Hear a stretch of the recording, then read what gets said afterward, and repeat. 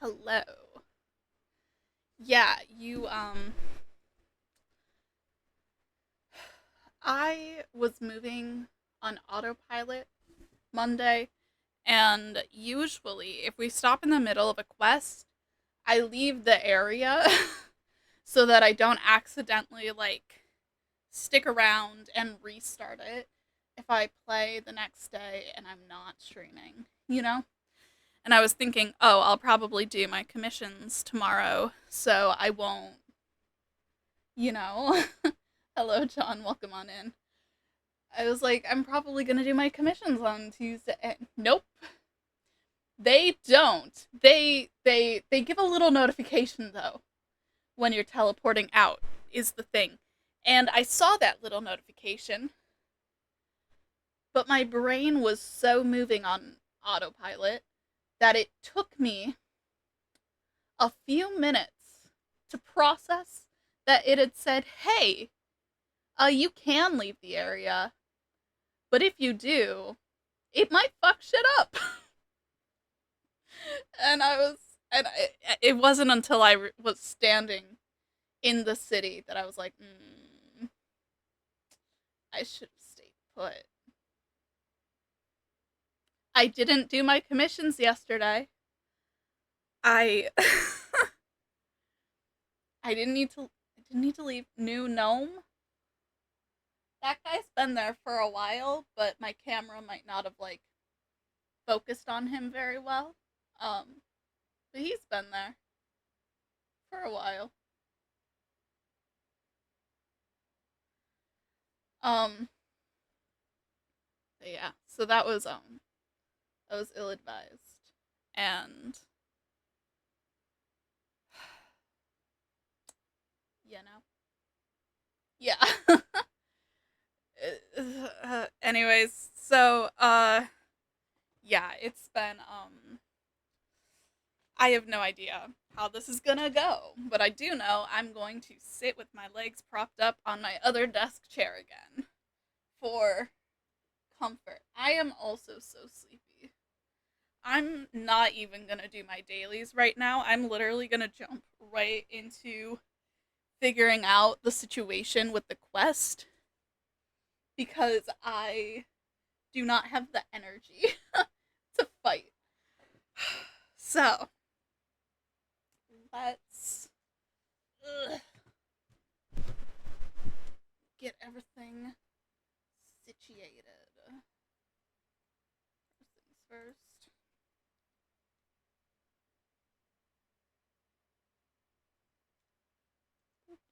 And then, yeah. Anyways, I have no clue how this is gonna go.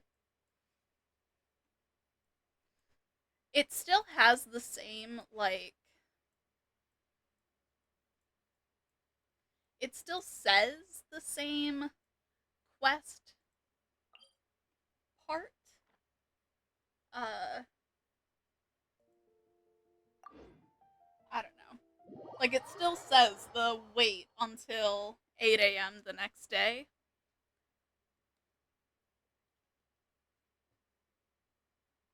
I just, I have no idea what happens when we load back into the Opera House. So, we'll find out. Ah! This is slightly in the wrong place. There we go.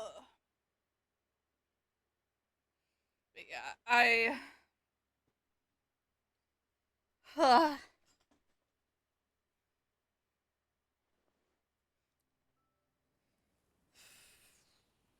okay.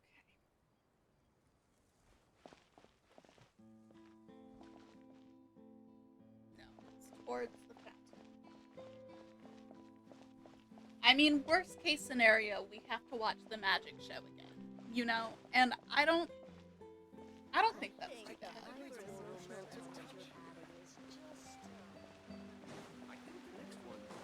Also, I should put on my glasses. Oh, I'm gonna sneeze. Excuse me. Honestly, I'm not a big fan of opera. An adult named Delicious. The details. I love that.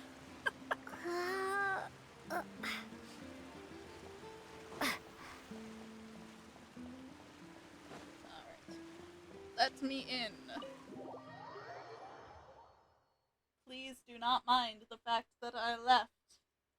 It's totally fine. Maybe it'll be fine. You know, maybe it'll be fine. And if it's not, then it's not. You know, what can you do? It's okay.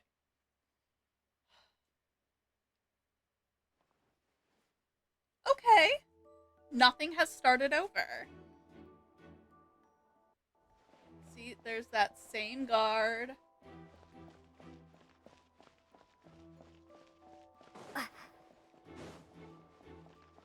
Yeah, no, we're totally fine. Everything is okay. Everything is great.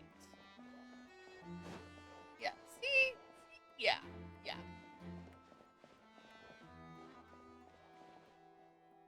Alright, yeah. Not a problem. It seems like everything's fine. Oh, I have achievements. Oh, it's just Archon quest achievements. Yeah. Okay. Anyways, time.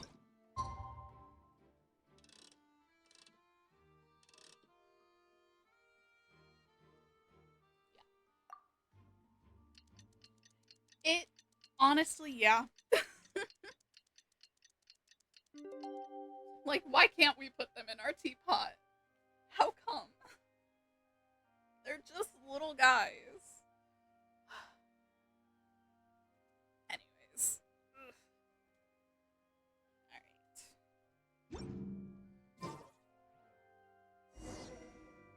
Alright, participate in the trial.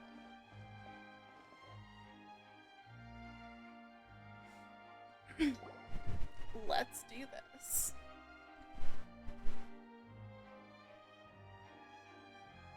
What do we do? The whole situation is so confusing. I do have some thoughts, but let's take things step by step. Good plan. Impossible things don't just happen. We'll get to the truth one way or another. Just relax. Even if everyone else suspects Lenny and Lynette, at least we will be supporting them from the stands. Besides, I doubt Farina understands any more about what happened than we do. Thanks, Navia. Well, we'll be going then. Best of luck to you.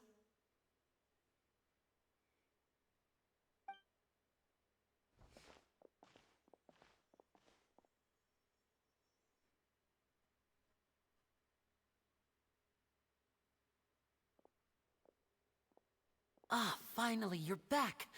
Well, how did your investigation go? To be honest, you might be disappointed. No. We're already very grateful that you were willing to help. Honestly, Well, yeah. now, don't I you love her all look so much. disappointed. Don't tell me that your investigation came up empty-handed. That was to be expected, of course. The guilty can never produce proof of their innocence. That's But don't let that stop not you. true.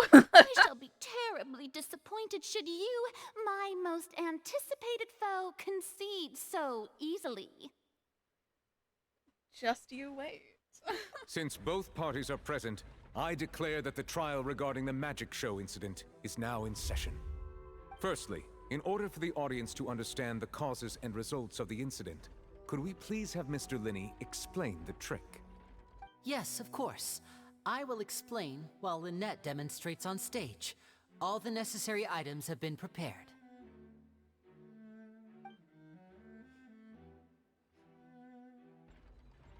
Thank you, Mr. Linney.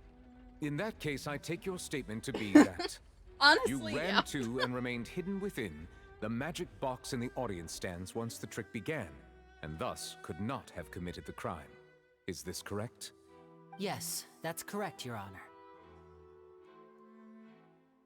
In that case, I call upon the prosecution, Lady Farina. Do you wish to refute his statement in any way? Why, of course I do. Allow me to take the first shot and break this case wide open. Mr. Linney is clearly lying. There is no way you could have been in the box the whole time if you were to abduct Halsey and murder Cowell. Well, In yeah. fact, I'd say you were hardly in that tunnel at all. That is Obvious. simply your hypothesis based on the presumption that I'm guilty. Oh, is that so? And if I may ask, what did you hear while you were inside your box? The roaring countdown of the crowd, of course. That's how I kept track of the time and built anticipation for the finale. And you didn't hear anything else at all? Nothing that might leave an impression of any kind? No, nothing. I see. But when the count reached 30 seconds or so, there was a thud. One so loud that I believe practically everyone heard it. Huh? Hey, hang on. Something's not right here. How could Lenny not know about that sound? Yeah, I'm sure he could have heard a noise that loud from inside the box. I was right by the box and I definitely heard the thud. Look at those scales. Could those mean... They probably represent the Oratrice's stance on the trial. I think this thing is sketchy as fuck, personally. Well then, ladies and gentlemen, allow me to use the words of the magician himself. You never know what can happen in the blink of an eye. Indeed, it seems his alibi can also collapse in the blink of an eye. But the real question, Of even if course, he did it, I have armed myself to do far more than smash your alibi. Confidence cannot go unfounded, and my foundations are rock solid. Tell me, aren't you and Lynette actually from the House of the Hearth? The House of the Hearth?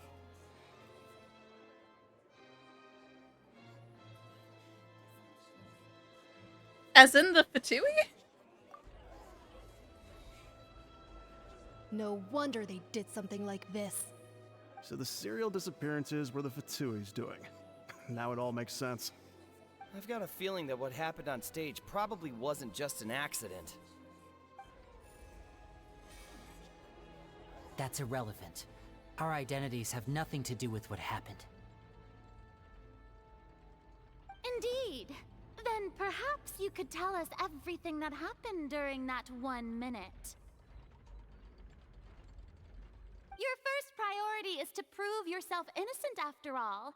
I'm sure there is little that needs to be kept secret now. Unless your script already has holes in it. The Outlander is speechless. My, oh my, don't they look flabbergasted? Now comes the infighting in discord, She doesn't know that one of our best suppose. friends is a Fatui This harbinger. was too easy. Good thing I made all those preparations. Like, is it Seems the surprising? all-nighter I Sure, pulled but is it last night distressing? really paying off. Eh. Hey, Lenny, why didn't you tell us this before? Lenny and Lynette are Fatui. Order! Order! Mr. Linney, allow me to re-establish the facts. Lady Farina has raised 2 points. First, when the thud was heard in the Opera House, you were neither in the box nor the tunnel. Second, you and Ms. Lynette are both members of the House of the Hearth. Are these claims true? There's no doubt about a magician's ability to con others. Given how Lenny concealed his identity, this all could have been set up beforehand. Plus, Child is here in Fontaine with other house operatives. There must be some scheme at work.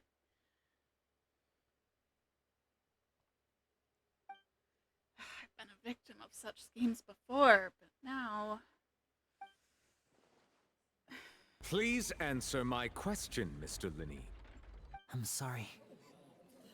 Yes, they're true, Your Honor.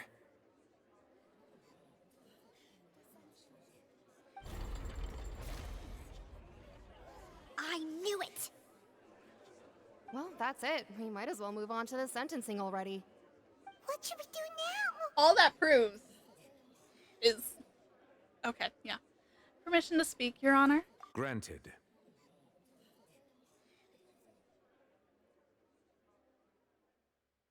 Okay, when you say my defense cannot proceed, what does that actually mean? This is one of those moments where me and the Traveler are not agreeing with each other, I think. My client has withheld some key information. In that case, what is your request? Okay, good. Just to discuss things. I request a brief adjournment. There are things that need to be discussed. Is that really necessary? They're already as good as guilty. The defendant deceived their own attorneys. What is there left to discuss? Order! Order, I say! Your request is reasonable, and we shall adjourn. This trial will reconvene in 1 hour. So you would stick to Mr. Linney's defense even after knowing what you do now? You Please see certainly again, have more one of our professionalism best than I friends thought. is a In harbinger. that case, my dear audience, let's allow the joy of victory to steep Your for a Honor, little the while plaintiff is a longer. bitch. Your Honor, I'm friends with 4 Archons at this point in my life, and they all say that she sucks.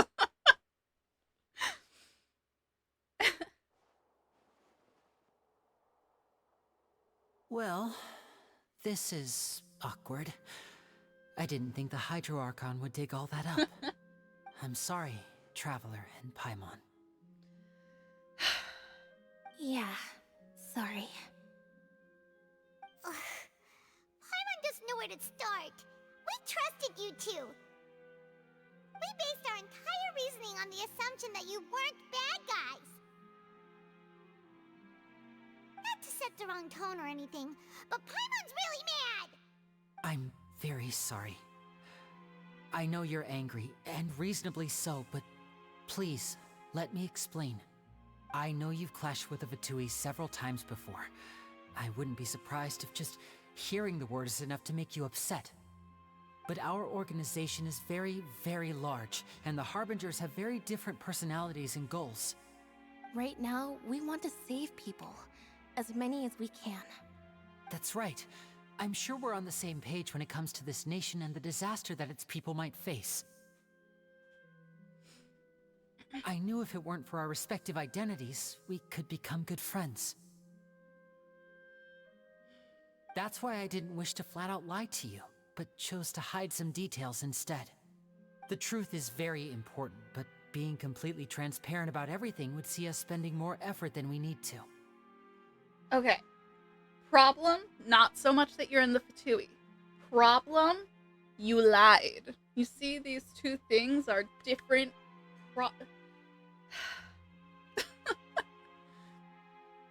I mean, I think that's what allowed us to become friends with Child, is the fact that he was very upfront. He's like, hello, I work for the enemy. Cool, now that we're on the same page, let's go figure out who killed this Archon. You know? Yeah, you know, it's, you know? Anyways. Right. So, you be the judge. Heck, if I were you, I fear that I'd even struggle to trust me at this point. You met a Fatus who works as a magician, a trickster by trade. All by coincidence, too. But still, I'm asking you to trust me. I am no criminal. At least, not in this case. Sorry. Please forgive us. Well, you both say that, but... Okay, now that we've covered that, the other issue. Where did you actually go when the trick was being performed? Right, let's hear your answer first, and no lies now! You have to be honest Of with course. your attorney. I'll answer any question you ask. We've been trying to find out how the Oratrice operates. We want to know why it has a consciousness.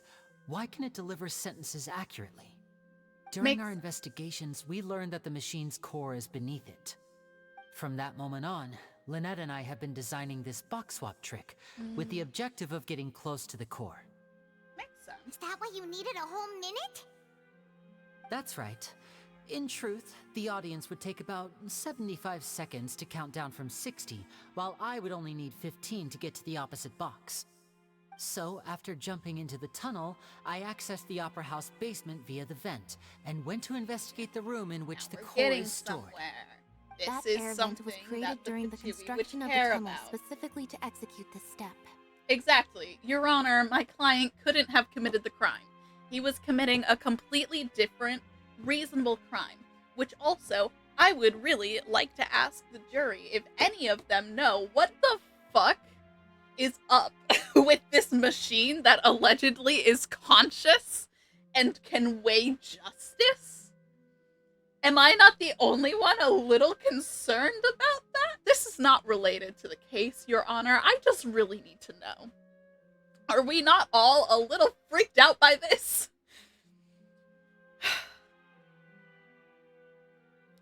And what did you find?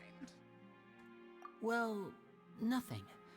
As soon as I reached that room and was about to investigate, I heard someone's voice. Which should have been impossible, of course. I was quite certain that I was the only one in the room. That voice seemed to recognize me and tried to speak to me. I chose to err on the side of caution and retreated the way I came. For sure.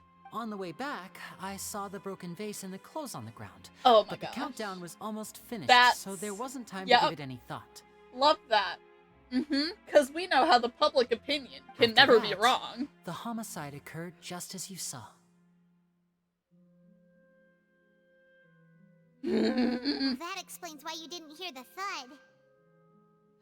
But why do you want to understand how the Oratrice operates? Traveler, do you really...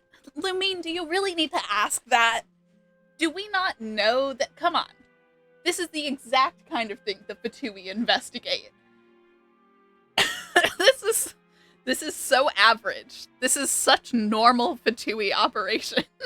Because of that prophecy I told you about, Well, of that course. We must know all we And we can know that about the this Fatui has a nation's thing about secrets in taking order in, to like, deal with that orphans. prophesized crisis. Actually, I don't know if we know that. That's I the feel like it only was way we implied can one save time. everyone. So, there you have it. The whole truth. I swear, I didn't hide anything from you this time. It was never my wish to proceed under this cloud of mistrust either. That the Fatui has a tendency to take in, like, orphans and stuff. There was that one Fatui agent stationed in that village in Sumeru, and I feel like he talked about that. Oh, in Inazuma.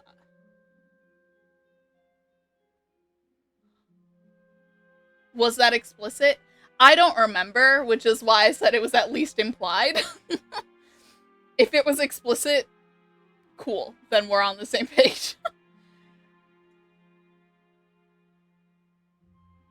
Well, yeah. Yeah, I guess that was kind of also... Yeah. Yeah, I remember that now. Anyways. So, when they were being vague about the situation of their family, I also kind of just had a feeling. But, you know, that's just how it is. But, like I said earlier, you can be the judge. If you want to leave because you don't trust the Fatui, there's nothing I can do to stop you. Well, Traveler, you decide. Paimon will follow your lead however you choose. Wouldn't be the first Fatus I worked with. I believe in the facts. I will defend you from these charges. Okay, thank you. Thanks for giving us a chance. I'm not going to say the other thing because I Current don't problem believe is it. that the scales are tipped pretty badly against you two. If we want to refute the Hydro Archon's accusations, we're gonna need a seriously watertight defense. Actually, we already have the key evidence that we need. Huh? The adjournment's almost over. Let's go back. Are you going to share with the class? Oh, Paimon thinks she gets what you mean.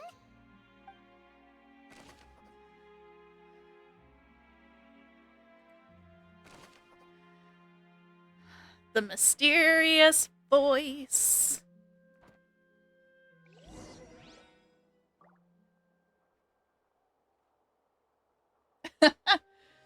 It's like basically saying, yeah, we think that justice will be served appropriately. And I don't think so. I don't think so at all.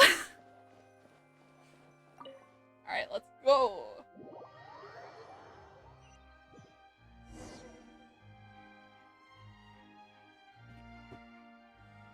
Alright. The trial Both parties resumes. have returned to their positions. Let us continue the trial. When last we left off, Mr. Linney acknowledged the new evidence presented by Lady Farina as fact. Therefore, Lady Farina may continue stating her reconstruction of the events. Ugh, that took long enough. Now then, if everyone would lend me their attention. At this stage, let's revisit that scene from Linney's perspective. Oh, just in time for an ad break. You know, an ad break hitting right in the middle of starting the quest up again it's really becoming a theme. Anyways.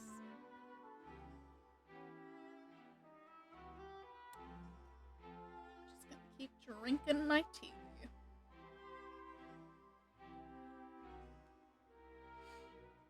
Oh yeah. So yesterday when I spilled my tea and then had an autistic meltdown and couldn't stream, it actually went into like the crack between my two desks into my voiceover box, which is completely foam, and foam will dry. You know what I mean? Like I put a towel in there and it's like fine. And the only other thing that it hit was the front of my mouse pad. And it wasn't able to do any damage even to my mouse because it just got absorbed into this thick foam so fast. So basically, everything was fine. I just could not mentally or emotionally handle it last night. And so now, that's okay. We're here now. And that's all that matters. And beyond that, especially since I didn't know if the quest was going to work properly, I knew I couldn't deal with that. But now we know. Everything's fine. Okay. Based on the opposition's account of events, you can identify loopholes in their statement. I love this court gameplay. Genshin Impact or Ace Attorney. Alright. Use evidence and clues obtained during the investigation to refute any erroneous assertions of fact and replace them with new inferences. Use your reputations to convince the audience and obtain more support from the people. Oh boy. When you find and refute all incorrect content, you can complete the cycle of refutation and unveil the truth.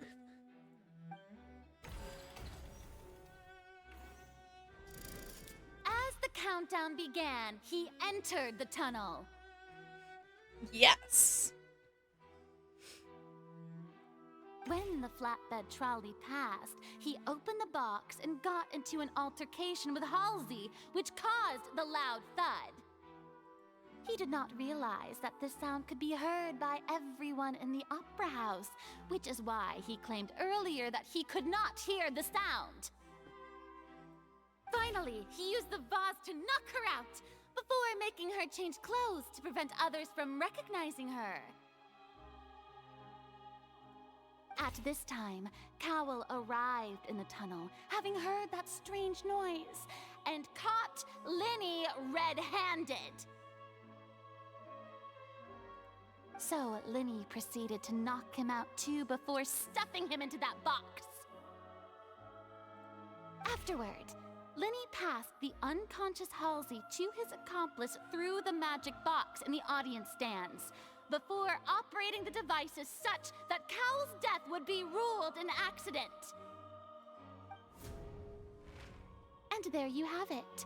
That's the truth behind what happened. Yeah, I don't think it is. Does the defendant's side have any objections to Lady Farina's description of the events? Yeah, pretty much all of them. The key to refuting Lady Farina is the order of events. What Linny experienced and what he saw.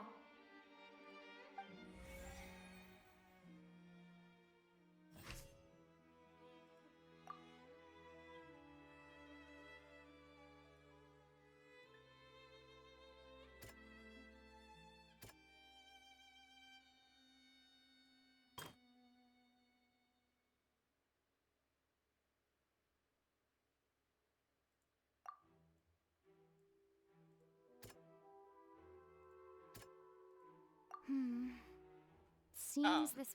Okay. Hold on.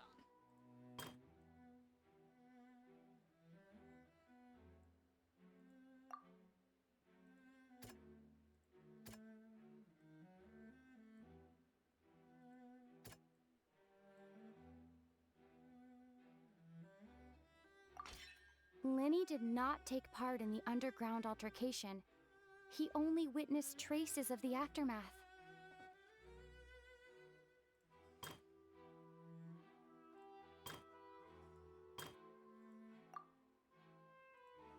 There we go. According Goes to to that Linny, one. he left Field I'm like, Event this after goes to entering some the part of tunnel. this. He couldn't have had that altercation with Halsey.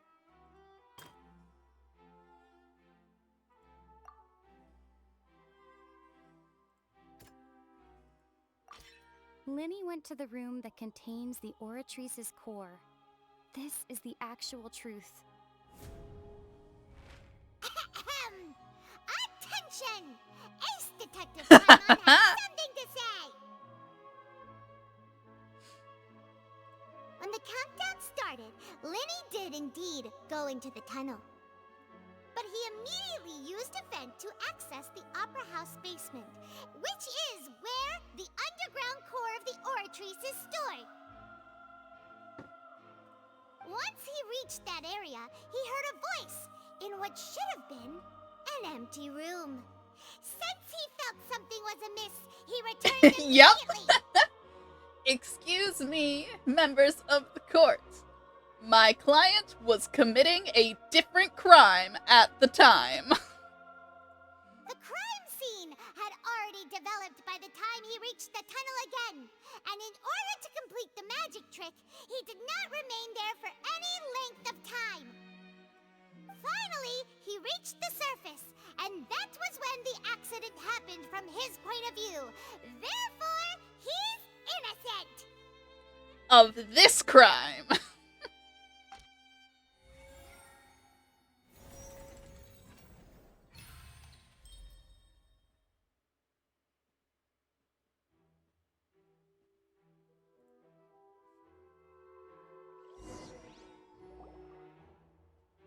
Paimon did all of that wearing that. I did it! Paimon actually managed to say all that! Wasn't it awesome? In other words, you believe that he knew nothing of the incident? That's right! Moreover, I believe my opposition's reasoning is flawed. My reasoning? The on-stage equipment was clearly tampered with in a premeditated fashion. However, you say that Cowell bumped into Linny by chance. If that's the case, then if Cowell hadn't entered the tunnel, who was the entire setup meant to kill? Assuming that what you say is true, Linny only needed to kidnap the young girl to cause a new disappearance case.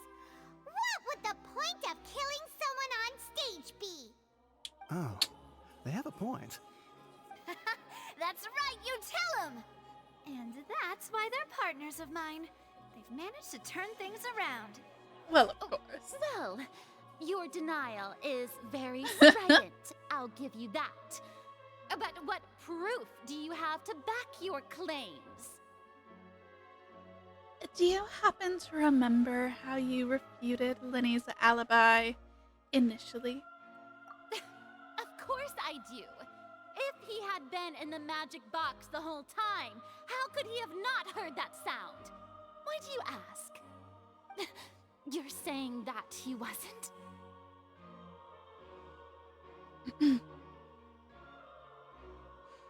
Your claim is now, my weapon. You're fucking right. How was he in the box? He wasn't in the box. Oh no.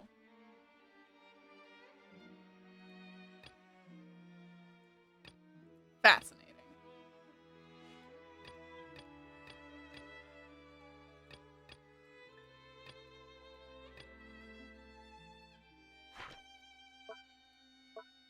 I love all the irrelevant.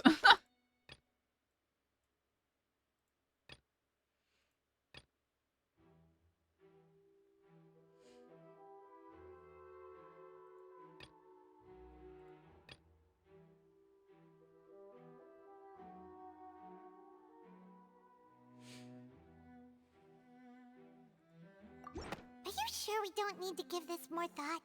Paimon thinks there's something off here. I kind of missed what I was supposed to be doing here. Okay, thank you.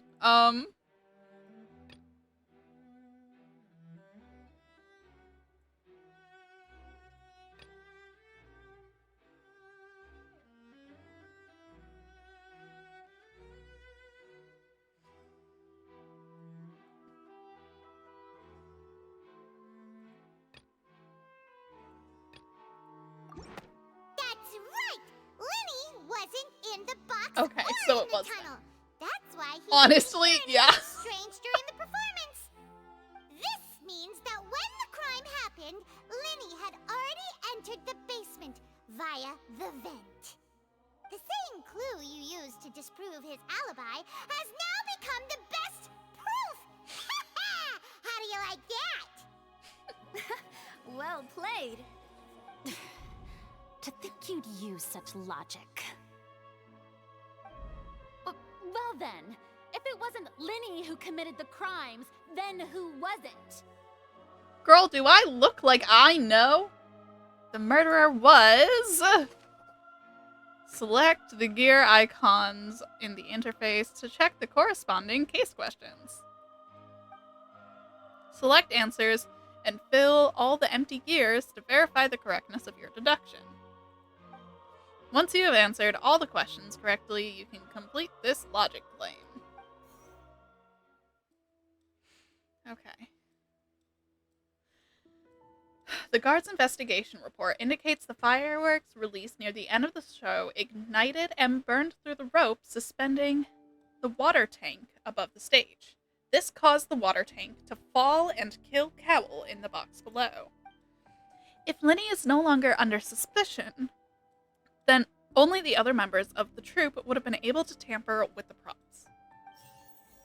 Lenny gave a detailed account of how the trick was supposed to work. By using a box inside a box, the idea was for the box containing the audience member to be transported across via a tunnel underneath, and Lenny himself would also use the tunnel to get to the other side. Having changed her outfit, Lynette and her assistant would take charge of on-stage interactions. The clothes belonged to Halsey, the lady who went missing, were found in the tunnel. The reason for this remains unknown. The deceased's name is Cowell, Lenny's assistant. He would have been able to tamper with the equipment. Halsey is the missing person and an ordinary audience member. Or did she have her own scheme all along? Could there have been a third person involved? Is that really a possibility? Sarah got lines. Yeah. So exciting. I mean, it's crossed my mind that Cowell could have tampered, but why would he do that? If he was the one who was gonna get smushed like a bug. You know what I mean?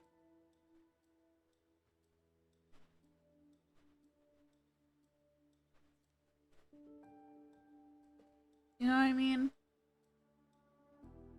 It just...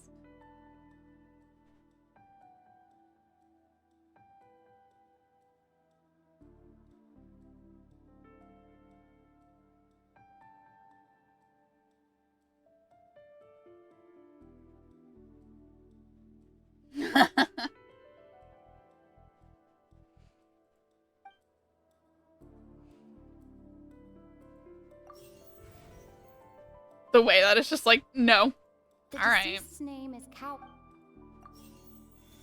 All right. Yup. That's okay. Should have gone with my first guess, I guess, but I'm still confused as for why he would have thought that would go well. Unless this was some kind of self-sacrifice for the greater plan. Huh? That can't be right. Are you serious? The killer was, in fact, Cowl, the deceased! Oh, is that so? How interesting! Let's hear your reasoning then. What I must do next is recreate the truth. What Cowl did, and how he went from would-be perpetrator to victim. No one entered or left the opera house through its entrances. So, where would the criminal have wanted to take Halsey? The deceased's name is Cowl, Linny's assistant. Halsey's clothing was in the tunnel. The sound we heard may have come from a clash between the missing Halsey and the criminal.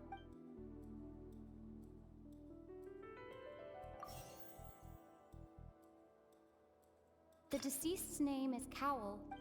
Halsey's clothing was in the tunnel.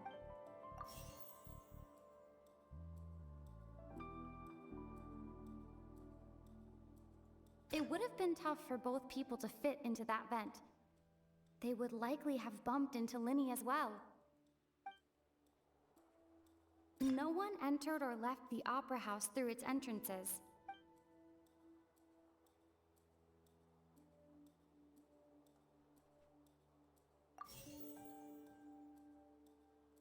Linny was not in the tunnel at that moment, which gave our criminal ample time. No. Okay, it's gonna start you all over. No one entered or left the opera house through its entrances.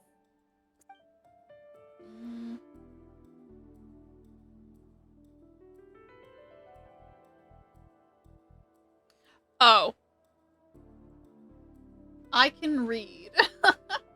How can we envisage? Linny. Linny was not in the tunnel at that moment. It would have been tough for both people to fit into that vent. Okay. The sound we heard may have come from a clash between the missing Halsey and the criminal.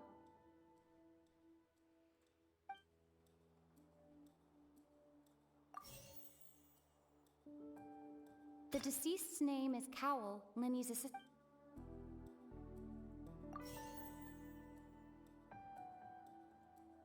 No one entered or left the opera house. It would have been tough for both people to fit into the sound we heard may have come from a clap. Halsey's clothing was in the tunnel. So, there must have been some fear that she would attract attention. Yeah, Okay, great. So basically the first thing and the last thing.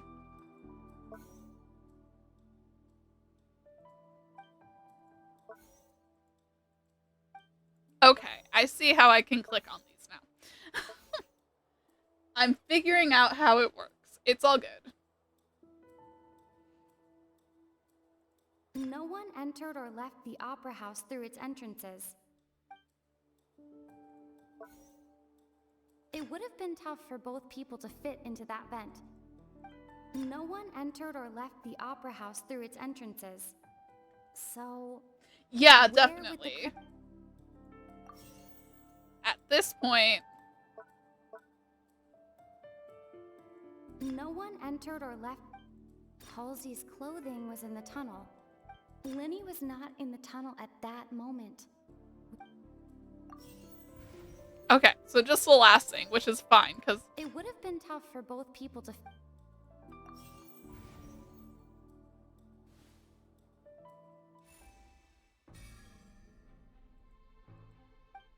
Leaving aside how he died, Cowell had all the means to commit the crime at his disposal. The strange noise could have been the sound of Cowell and Halsey struggling.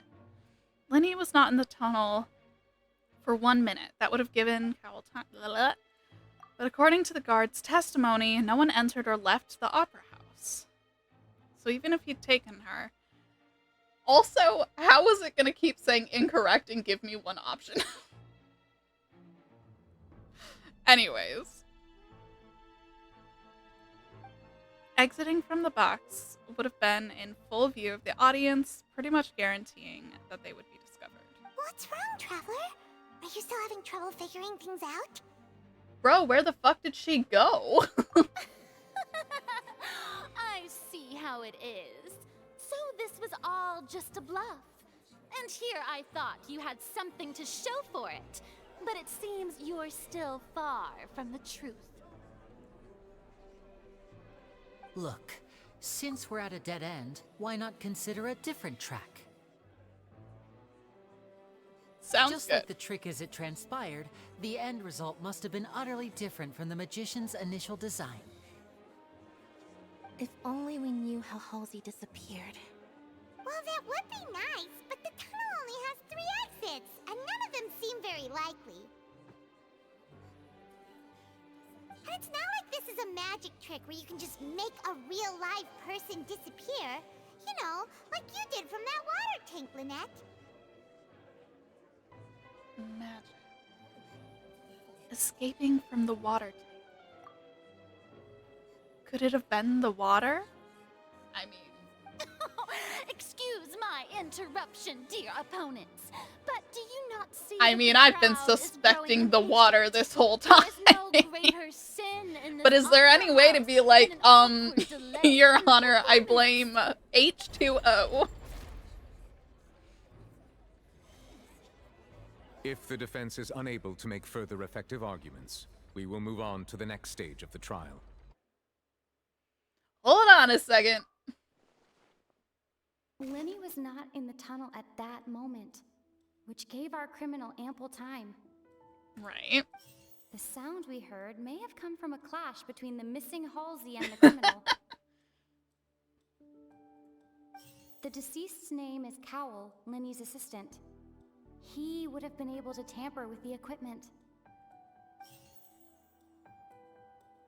The vase was not broken by chance. It was used to cover important evidence. The water. Okay, so it was supposed to be wrong the first time. Cool. Paimon gets it! It all comes together if Halsey disappeared instead of being kidnapped.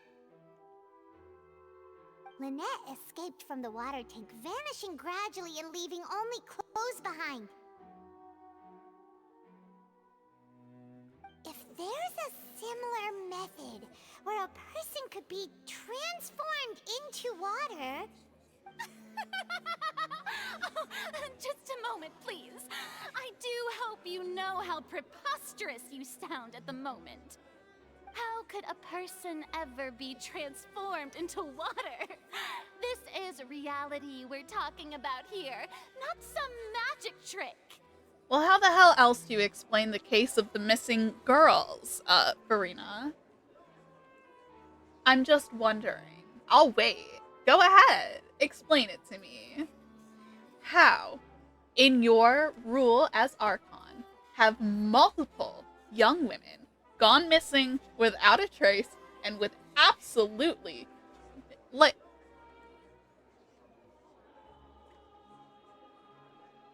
I'm just saying. There's something in the water. Also, isn't a whole part of the prophecy something about them getting dissolved into water? Like... Anyways. I request that we examine Cowell's personal effects. We might find something there. Must we really? I should think that out of anyone, your friend Linny already knows this truth very well. Magic tricks are ultimately just illusions and misdirection. But Halsey's disappearance is very real. We're talking about two completely different things. Even so, I trust the Traveler's judgment. The truth must be out there somewhere. Perhaps some new line of reasoning may open if we try to gather all the focal points that don't make sense. Since Cal was the deceased, we haven't placed much attention on him. But given that we aren't making much progress with the case, it wouldn't hurt to have a look at his belongings, would it?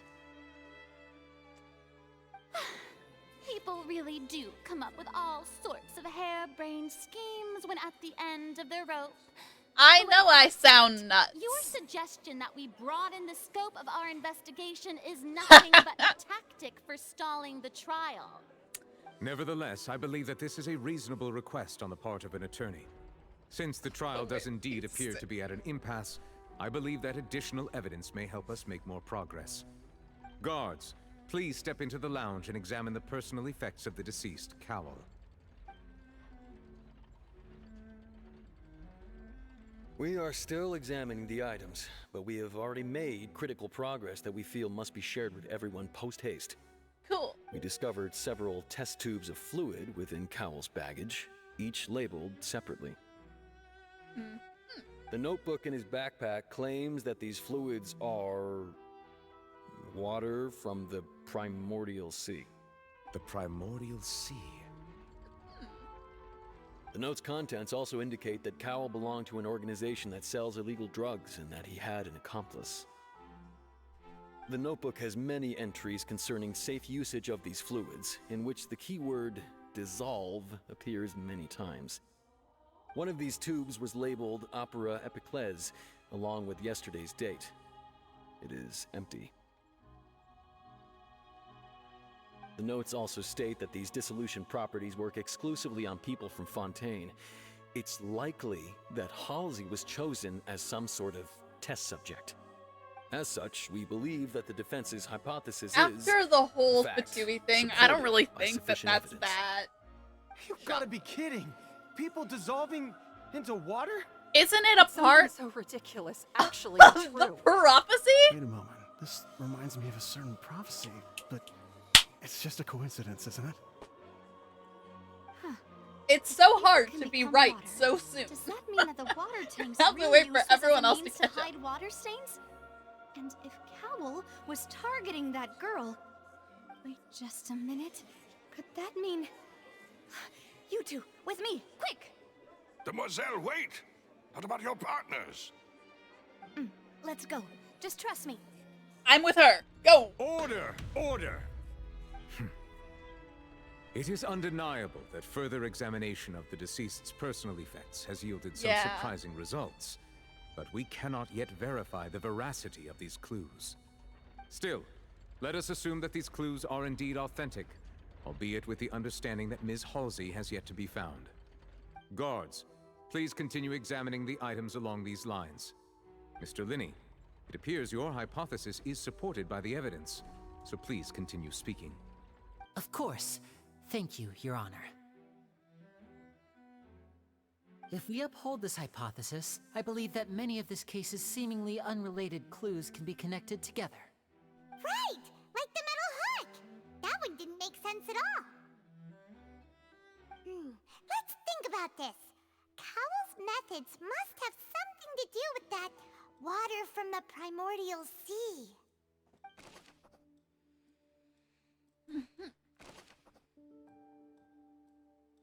Prime suspect currently The deceased's name is Cowell. is Cowell. To control the timing of the dissolution? The water from the primordial sea should already have been prepped before Halsey entered the magic box. Maybe? No. That's what this The is. water from the primordial sea. Yeah, there.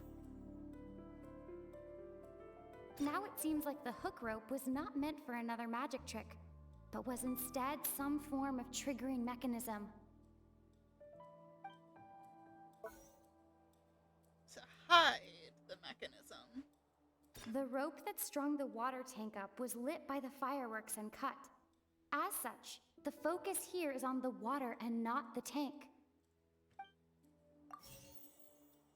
Now it seems like the hook rope was... Lynette was in the magic box on stage the entire... I remember there was something else within the inner layer of that box. Now it seems like the hook rope was not meant for another magic... No. Okay, just the last one. I remember there was something else within the inner layer of that box. Yeah, okay.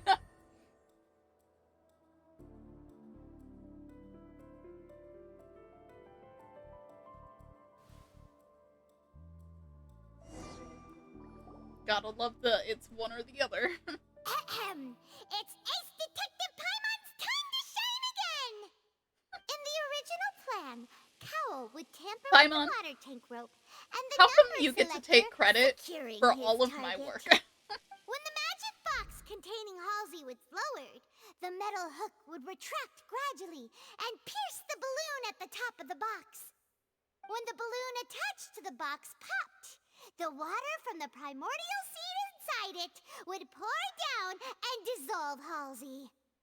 Afterward, Cowl would enter the tunnel and break the flower vase to conceal the water inside the tunnel, with the remaining evidence being covered up by the water tank on stage. But he encountered something unexpected in the tunnel, and wound up being fatally hit by the same water tank he meant to use to cover his tracks. Huh. That does make sense. That actually links together a lot of the more confusing pieces of evidence.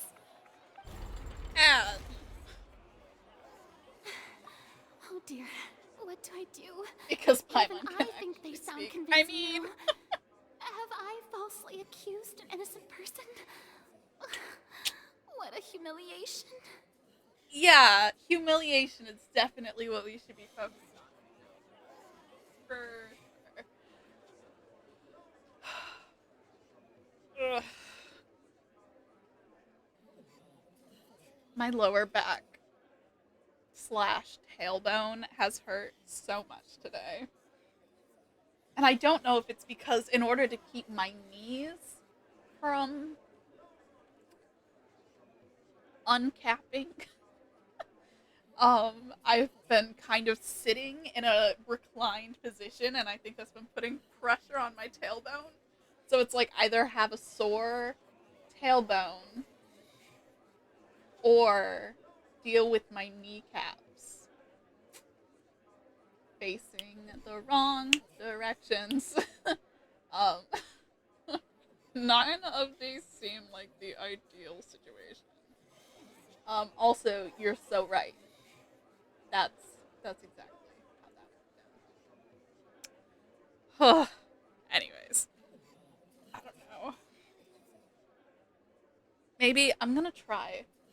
I'm gonna lower this chair down some to see if maybe having it like at a different angle will be easier on my back.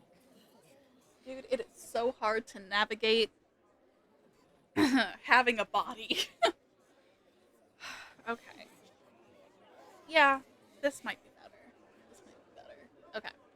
Anyways, Farina worrying that she's falsely accused someone.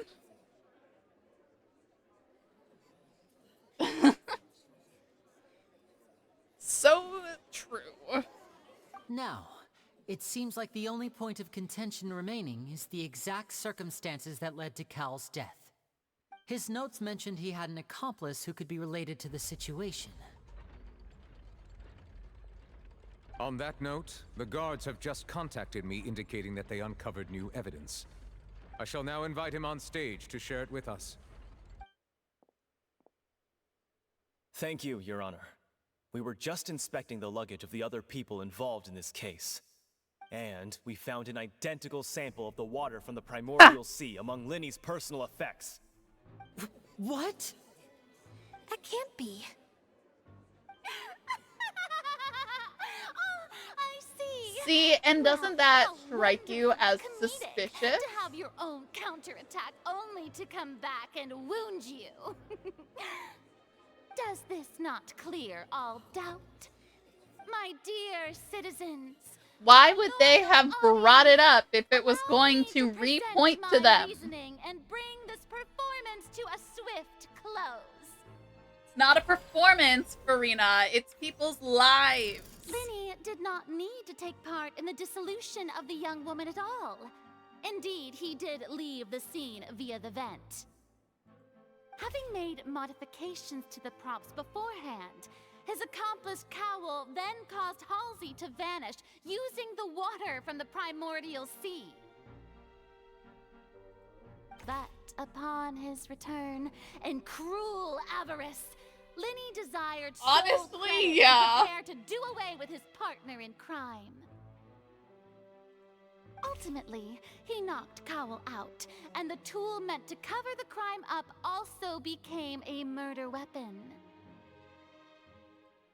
Now, as much as I regret having come to such a viciously straightforward conclusion, it does seem that the famed Fatui is quite the cold-blooded and ruthless organization. Am I right, Mr. Linny? We've used up all the evidence we collected. There's no way for us to make a rebuttal here. Is this the end of the road? Not at all, Lumine. This is when you step forward, you clear your throat, and you say, Either. It doesn't look like there's your anything mom. around this. Seems using the water as new evidence was too good a move. Why did this have to happen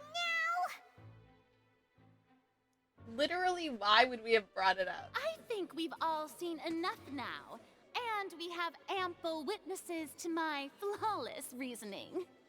I believe this is indeed the finale.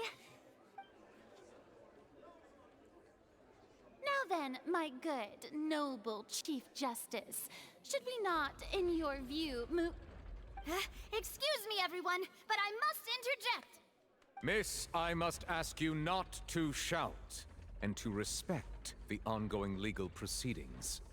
Oh, come on. Don't be hasty. I have a good reason for interrupting, you know. Now, would anyone here like to take a little break from all this debate and see a little magic? I'll show you an amazing trick. One that can bring a young woman who has disappeared back in the flesh, right before your very eyes. Please, do the honors, Mr. Linny, if you would be so kind. What in the world is she saying? Yup. No offense, miss, but miracles like that are beyond my scope as a magician.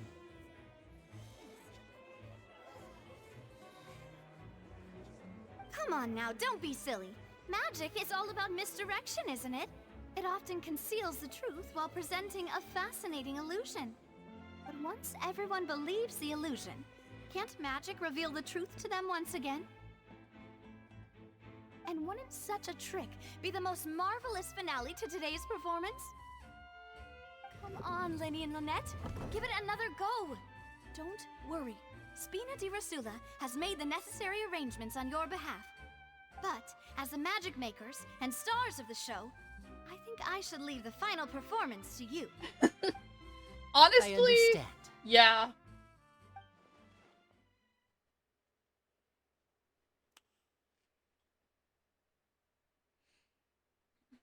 And voila!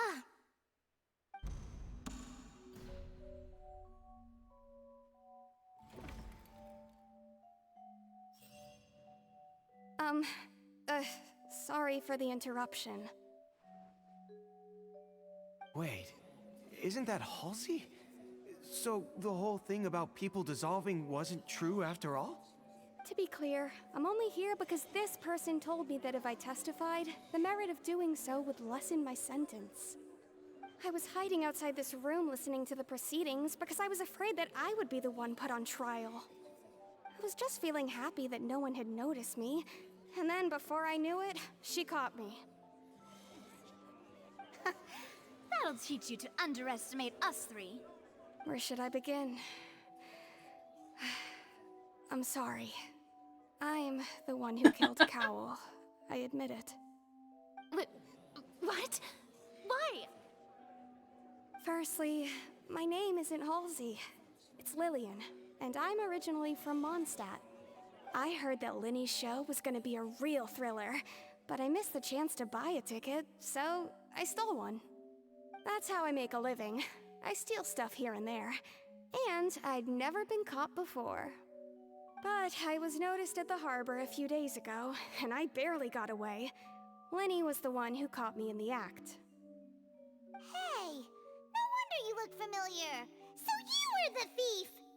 Liddy even mentioned that you were pretty skilled. Well, and I thought that would have been the end of it, but then the number selector chose me. He even mentioned the Fortress of Meripede. That's a prison, isn't it? So you can imagine how shocked I was. I thought he was onto me for sure. So I played along with the show while looking for an opening to flee, but then I got water poured on me for no reason, and then someone jumped into the tunnel to nab me. I wasn't going to take that lying down, so I knocked him out and stuffed him into the box.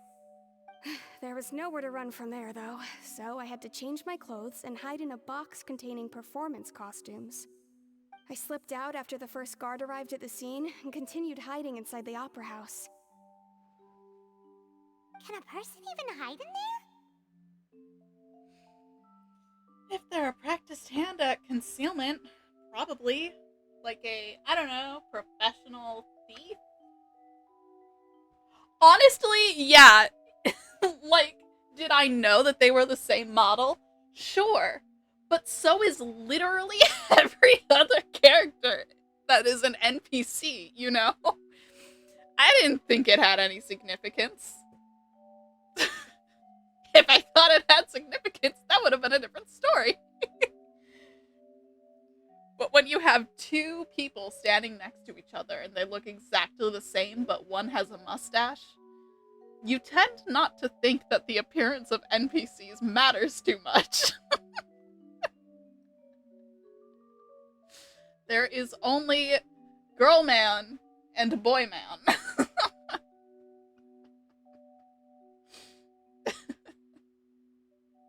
Anyways. But I swear, I didn't know that the water tank would fall down. Really, I swear it. Had I known that, I wouldn't have put him in the magic box. I may be a thief, but I'm no killer. Well, that makes everything pretty clear now, doesn't it? Pretty much, yeah. This time, we need to tell the entire story from Lillian's perspective. So no water successfully dissolving.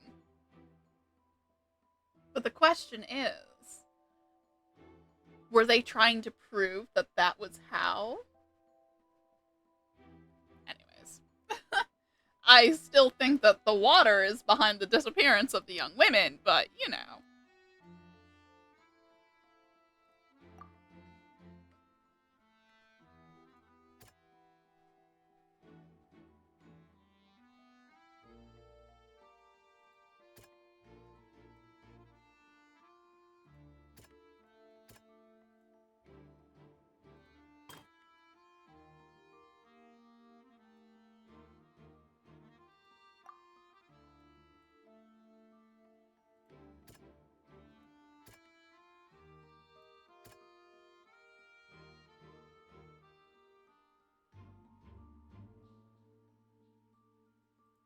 No.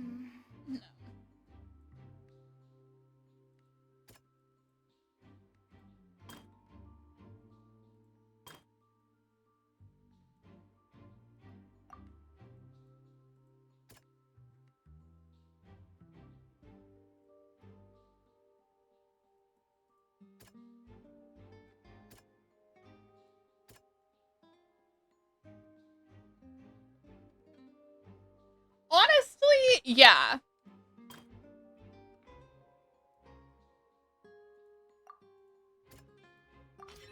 The flower vase was not broken to cover anything up, but I'm kind of like during the struggle between Lillian and the Cal. text is remaining the same, so I'm like, what?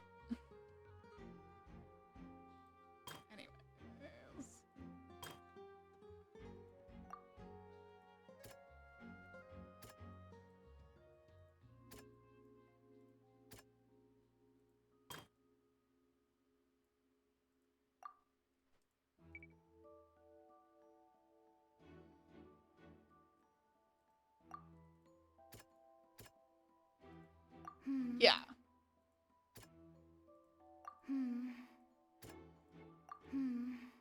right. Yeah? Okay, maybe we don't need to refute that one. I don't know. After the fight, what did she do? She switched her clothes. Lillian was... Okay.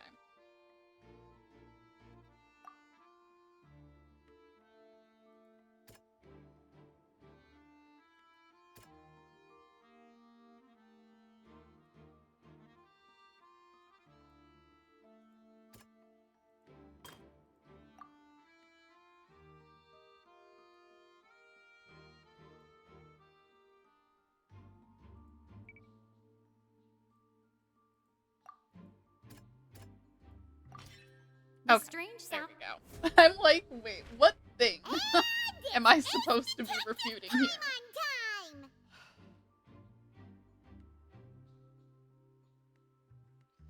The way that the text Having is... been selected out of the blue, Lillian panicked.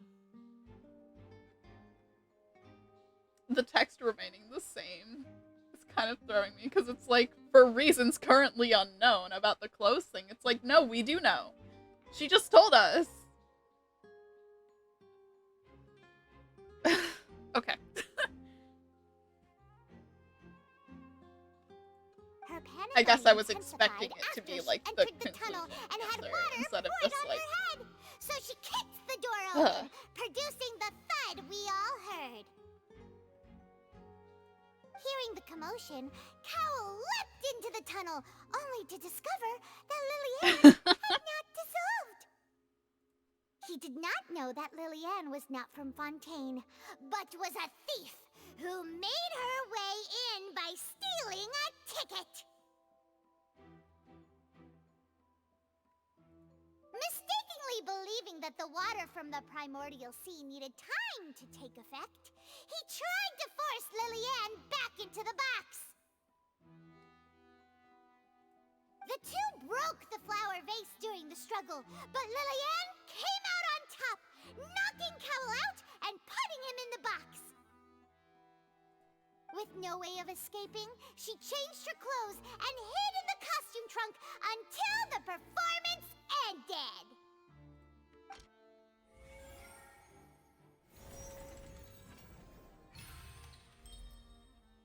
Yeah, it's like I know we're reading the notes and that's why they don't change, but I keep waiting for it to just like update to what we know.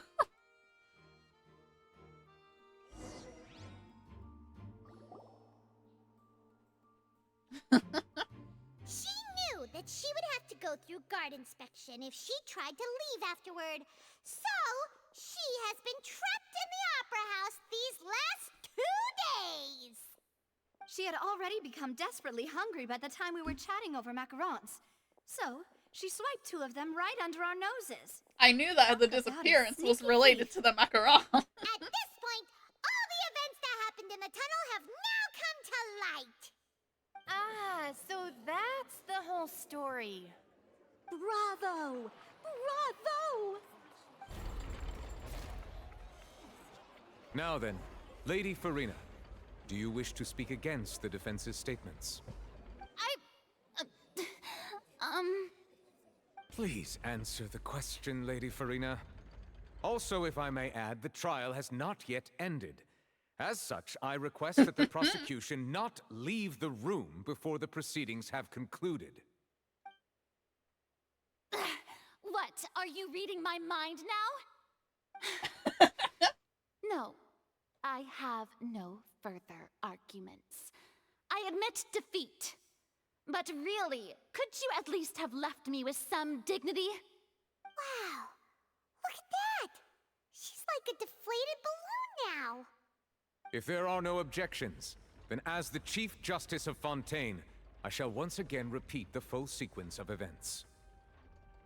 The actual perpetrator of the serial disappearances, Cowell, selected his next victim from the audience reservation list. With some modifications to the selector, he could ensure that the pre-selected young woman would be chosen. To cover up any evidence while committing the deed, Cowell thought of allowing the water tank to fall, which would conceal the water left behind after the young woman was dissolved. He also tampered with the rope suspending the water tank, using the fireworks at the end of the performance to cause the tank to drop and hide the watermarks. He poured the water from the primordial sea into a balloon during the preparation of the magic box and stuck it to the box's lid. Finally, he passed the prepared hook on a rope through the gap in the magic box's door when bringing the young woman to said box. When the magic trick officially began, the box containing the woman was lowered into the tunnel, tightening the hook rope and bursting the balloon containing the water. If all had gone to plan, the young woman would be dissolved at this time. However, Lillian was not from Fontaine, and thus fled the box with a loud noise. Realizing that there was trouble, Cowell entered the tunnel and met Lillian. Thinking that the waters had not yet taken effect, he decided to proceed. However, his opponent was more capable than he thought, and he was overcome, knocked unconscious, and placed into the magic box, and thus became his own final victim. Lillian, according to her own statements, then changed clothes and hid until the performance ended, before hiding in other parts of the opera house. As for Linny, he was in the underground structures within the opera house, and was thus ignorant of these happenings. From this reconstruction of events, we can conclude that Linny, the accused, is in fact innocent. While there is much in Linny and Lillian's conduct that should still be investigated separately, he's like, not to this say case, that at either of least, you didn't can be commit handed some over to the crimes, Oratrice to make the final decision. but you didn't commit murder. So, you know.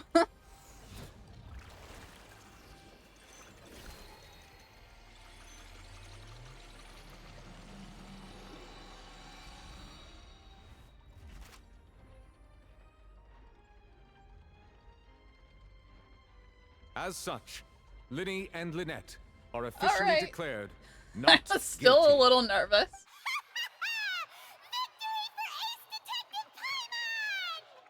Great work, partners. Thank you all. Thank you so much. Let's not celebrate just yet. Next, I think we deserve an explanation, Guard Vaughn. How did you find the water from the primordial sea in Linny's baggage? Right! Your discovery caused me to make a serious mistake, you know. Or was that not a discovery, but false evidence that you dared to bring before this court? But I cops! suspect that the accomplice mentioned in Cowell's notes was not Linny, but you, yes?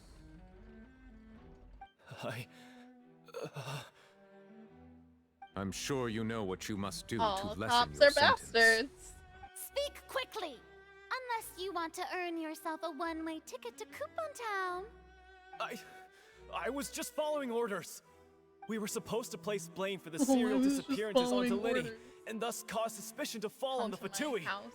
The higher-ups said this was the best opportunity to do so. And now that your plan has fallen through, and the secrets of the water have been revealed, you have become a liability to said higher-ups, yes? Therefore, you would be wise to tell everything you know, and seek the protection of the guards. Yes, I'll tell you everything I know. Our boss discovered that the water can cause people to dissolve. It can also be made into a potion, which when extremely diluted, can cause people to experience unforgettable exhilaration. We've been in this business for a while now, and have made decent mora off it. The disappearances were also the boss's idea. I mean, this is the boss we're talking about. The...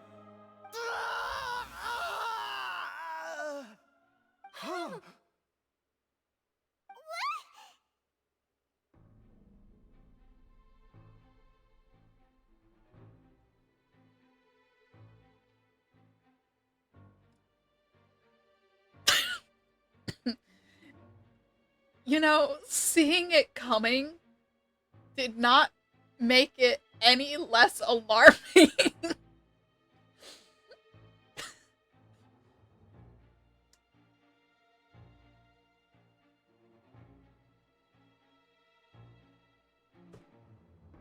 Snitches get the stitches.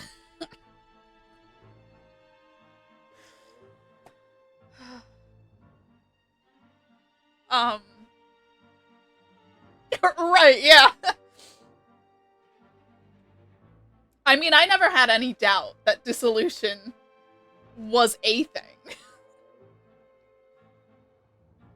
But it obviously, it only works on people from Fontaine. But girl was from Mondstadt, so she didn't solve. Yeah. Anyways,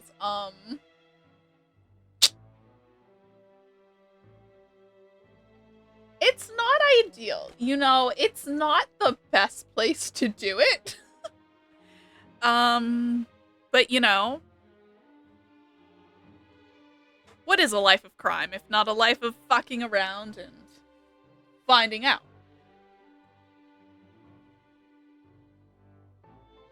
Well, damn. And now he can no longer talk. Such ruthlessness. I shouldn't have expected any less of them. An outrageous act. Them? All present, please submit to inspection immediately.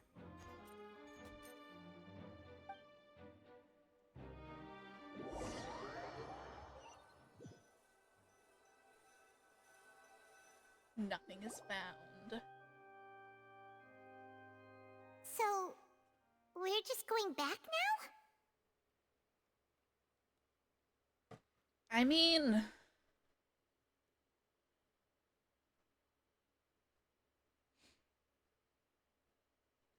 honestly, yeah. The problem seems to have been solved for now. We're not needed here anymore. That's true, but... Traveler, Paimon, please wait. Lenny... So do you work for I know you Child? may not want to speak to me right Or now. Arlecchino? Maybe you don't even want to look at me. Still, let me thank you again for defending me to the end, even after you learned that I'm a member of the Fatui. I don't like seeing anyone be falsely accused, okay? I'll defend Child if he's accused of killing Morax. Granted, there's not a lot that we can do for him since he did raise a dead god and try to destroy a city. Details, schmeetails. You know what I mean? I guess. But regardless, I'd like the opportunity to set things straight. I didn't approach you with any ulterior motives or ill intent. I've spoken to you as myself, just plain Linny this entire time. As for why I'm a Fatus, it's because the goals of the House of the Hearth align with those of an orphan like me. That's all. That was how Father, who you might know as the Yeah. Knave, approached recruiting us back then too. Morax is the warrior god. He's not the god of war, but he is the warrior god. He's the martial arts god. He's been alive for a long ass time, historically speaking. I don't think Child would be very hard for him to fight. And anybody who reads my fanfiction knows exactly how I feel about it. I mean, no, Child has a lot of power. He's a very powerful person. He's just one of the early bosses, so he's not powerful, you know, to us, comparatively. You know? But I also feel like a lot of the Fatui use a lot of talk. Like, Signora's fight, if you're not equipped for it, takes a while. But the hardest part is the atmosphere, not really fighting her. Or, like Skara. Oh my god, Skara's a load of talk. Skara's battle is like 80% talking shit and 20% fighting. Maybe that's just the Fatui style. New theory unlocked. The Fatui talk shit most of the time, and then they do some shenanigans.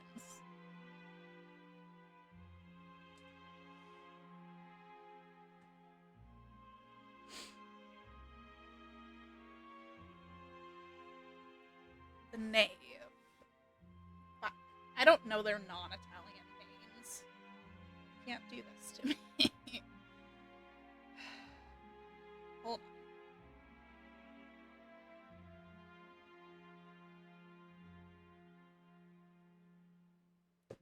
He's like, fight with my words.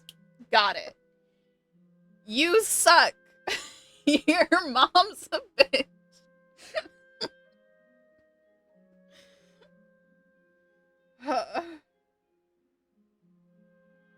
One second.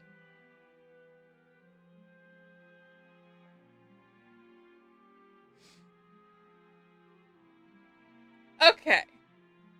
Yeah, Arlecchino. That's... I mean, I know that we're supposed to be meeting Arlecchino, but I forgot that the knave would be. See, that's what I need the little subtext over. I need it over this. I need to know what it is in there, literally. The knave? The one who controls the House of the Hearth? Like, you talk a lot of shit for someone dressed up as a Mediton X. That's right. And since we're here, I was wondering, would you mind hearing a story? It's about my past. Arlecchino really leaning into the culture of women referring to themselves as daddy.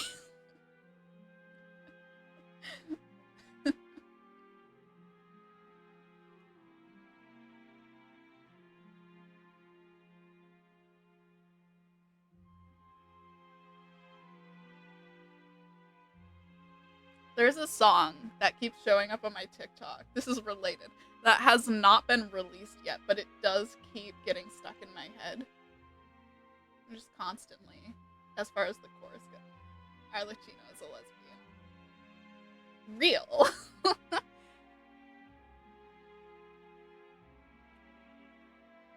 Yeah.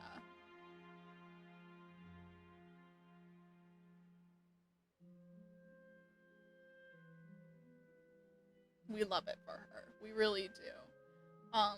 You cannot join the Fatui unless you're a little fruity. You know? At least a little bit. Hope she becomes playable. Me too. I haven't even met her yet. But I mean, okay. To be fair, we did see her in that one teaser with all of the Fatui in it. And that...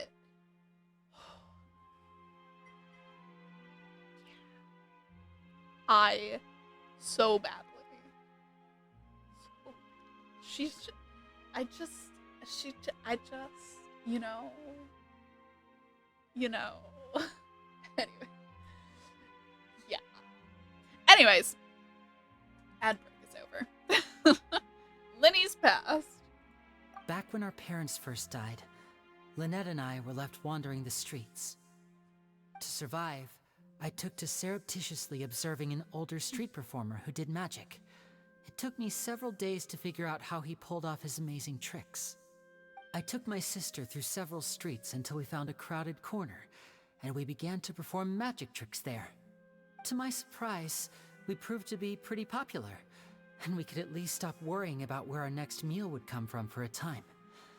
But I didn't want my sister to remain a street rat together with me forever. Before long, an aristocrat came to me and claimed that he wished to take us in after watching my performances. So you went from orphans to nobility just like that? That was how we felt at first too. As if fate was on our side and we could say goodbye to those painful days. But I gradually discovered that while we were called foster children, he was really after my talent for magic tricks. He would constantly take me to all sorts of banquets to garner attention, which he would then use to expand his social circles. That doesn't seem too bad either. Better than roaming the streets at any rate. It took a while for me to realize just how dark his heart really was. After one particular performance at a banquet, I discovered that Lynette was not on the same return vehicle as me. I waited a long time after we returned home, but she did not come back.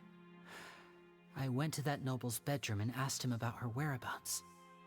The answer he gave me was, she caught the eye of the most eminent person at the banquet, so I sent her over as a gift. I mean, you'll be able to perform your magic regardless of who your assistant is, yes? Oh no. So he was gonna... But wouldn't Fontaine's laws deal with such people? As far as outsiders are concerned, this is a relationship akin to adoption or foster care, and they have their ways of escaping the eye of the law. Sounds like real life. So what happened after that? I managed to ferret out the location of the mansion of that so-called eminent person and hurried through the night. But by the time I leaped over the walls, avoided the guards, and made my way in, all I saw was the moonlit ground covered in blood, and the knave standing there in the darkness. So, she'd already taken care of that guy. That's right. She had rescued my sister before she could come to any harm, and had even discovered several girls hidden in a basement, all of them orphans. Father, I mean, the knave, might have seen something in me, and so she made me an offer. The House of the Hearth welcomes you, for your interests align with ours. Here, none will ever betray you. Indeed, betrayal shall never be permitted here. I was hesitant to trust her. I mean, I had just been betrayed by nobles. But she was also quick to destroy the noble who had taken us in at first, giving us back our freedom. Oh, so that's how the two of you joined the House of the Hearth. So, let's cut to the chase. Arlecchino, she's after the Gnosis, right? She has her own plans. She has gained permission from the Tsaritsa to first use the Gnosis's power when she obtains it. She plans to use it to find a way to break the prophecy and save Fontaine. So, she believes in that prophecy too? That's right. The whole House of the Hearth is currently working to combat that crisis. Today's case has also proven that people from Fontaine can indeed dissolve into some sort of water, thus further supporting the prophecy. All of us house members here, Lady Arlecchino herself included, are from Fontaine. We won't give up on defending our homeland. To us orphans, the only connection we have left to this world, apart from our family, is our homeland. So, from small deeds like distributing magic pockets to huge schemes like stealing a Gnosis, everything is aimed at dealing with that prophecy. I'm sorry that I still can't completely trust you. Yeah.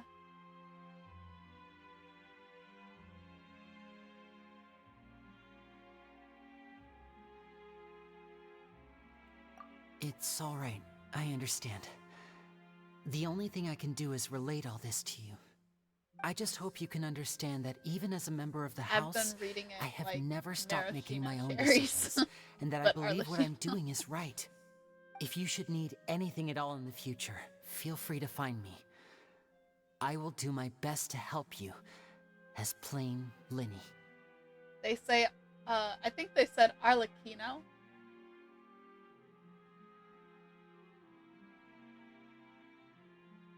Like it was more of a k than a sh. Which, yeah. I understand. You would not be the first person in the Fatui to help me just as yourself.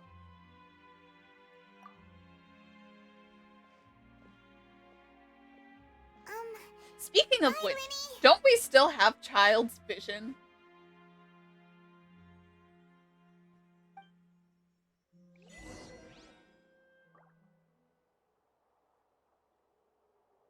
Like, don't we still have that just in our pocket or some shit?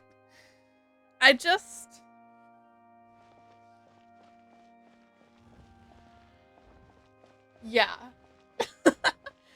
We've been going through all of this, and we've just been holding on to a Hydro vision that's not ours.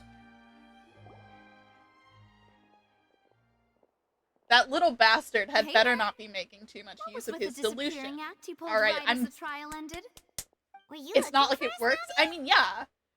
Of course not. Well, it's just kind of valuable. Isn't exactly over, is We it? could have lost I it do at any feel that point we're in the getting last closer few to days. solving I the don't serial know. disappearances case, though. Don't you think so too?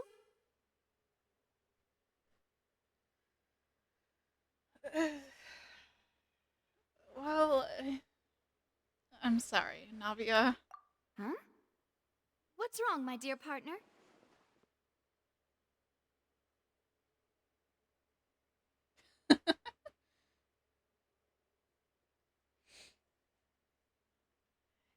I know. As soon as I saw her, I was like, I think I have some items that I could turn into a cosplay for this. But I don't know so much about, like, the lower half of her outfit. Because I definitely have, like, pieces of it. But it would take... I don't know. I'd have to look into it. Anyways. Yeah. We love character design. Anyways. I was really only trying to defend Linny. I wasn't necessarily looking into the serial disappearances case. Besides, are you sure we're the ones who can crack a case that's been cold for decades now? And given that there's new evidence from the trial, there should be a trail of breadcrumbs for the Hydro Archon's people to follow now, right? Ah.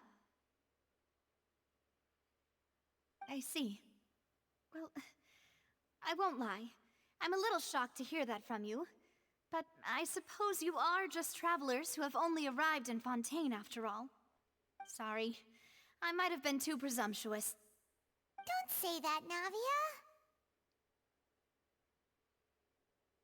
Aw, and we were having so much fun investigating with you, too. I love Was your like grunts. having new waters flowing into a stagnant mire. They're such causing weird new little hope dudes. to spring forth, and the reflection in the murk to become clearer. Well, sorry about that. I'm a bit prone to nostalgia. Don't mind me. Wait, shall we have a farewell meal? You know, to commemorate our time as partners? Huh? Do we really need to get that formal? Well, Yeah. you really did treat us as partners, huh? Well, And I love them just both like to have so a much. proper ending to every important memory. That way there are no regrets later. Anyway, it would just be a meal, so it shouldn't take up too much of your time.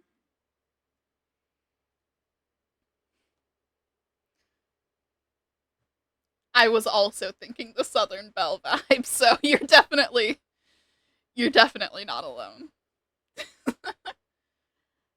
Well, if you say so, let's go have that meal then. You don't have to twist Paimon's arm. If Boss Navia's treating, count Paimon in! Oh, wonderful! In that case, why don't we return to the Court of Fontaine and head to the Hotel de Boer? I believe we'll make it just in time for dinner. All right then, let's have our farewell meal!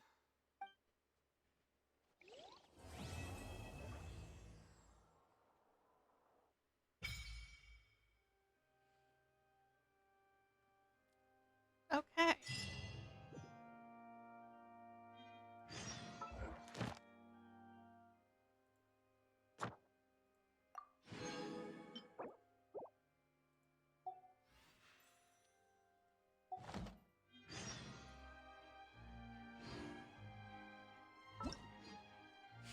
All right, we have finished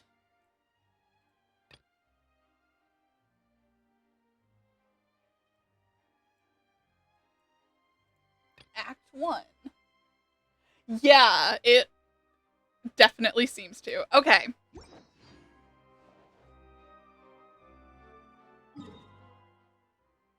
Well, one moment. I'm going to pause and stretch and all that good stuff, and then we will carry on. Yeah, we love a seamless transition. We really do. Anyways, I will be right back. I'm gonna run to the bathroom, get myself more tea, all that.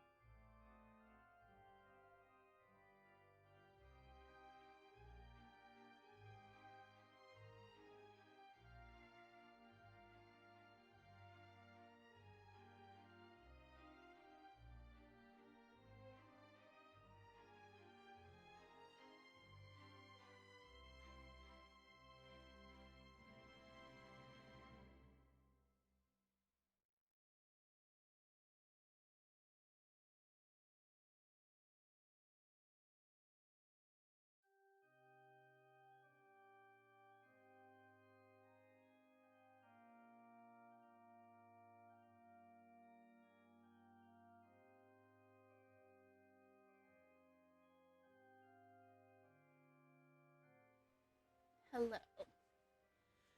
We are back. And also, yeah, I figured it wouldn't like launch you headlong into the quest. But I'm not that worried about it. I'm okay to wait to interact with it.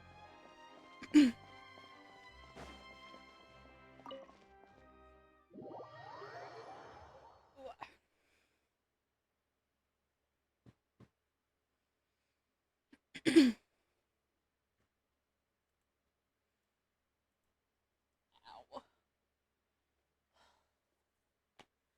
As the tops of my knuckles just have a sudden shooting pain. Love that for me. Ugh. Okay. Having a physical form is terrible.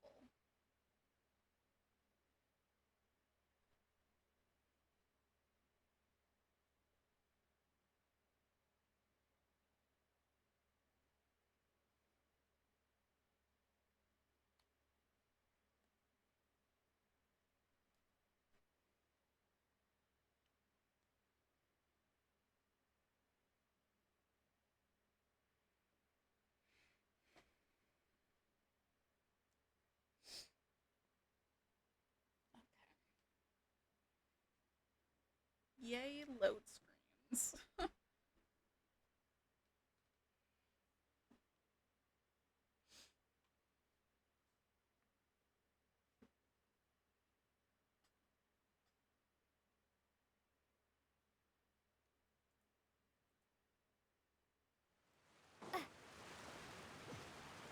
Okay.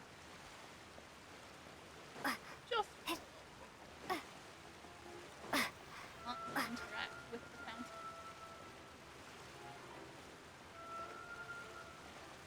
Ooh, spin crystal.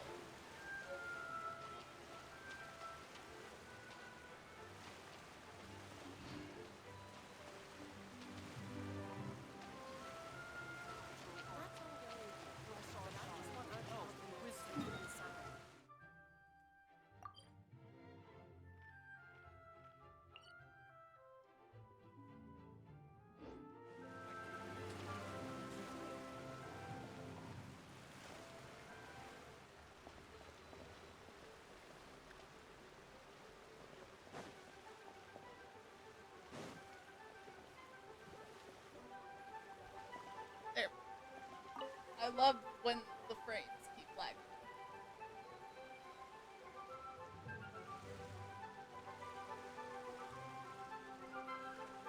I don't think I have that many. Oh. I have enough to do it once. Alright, cool. Right? Like, yes, 1 frame per second. Delicious.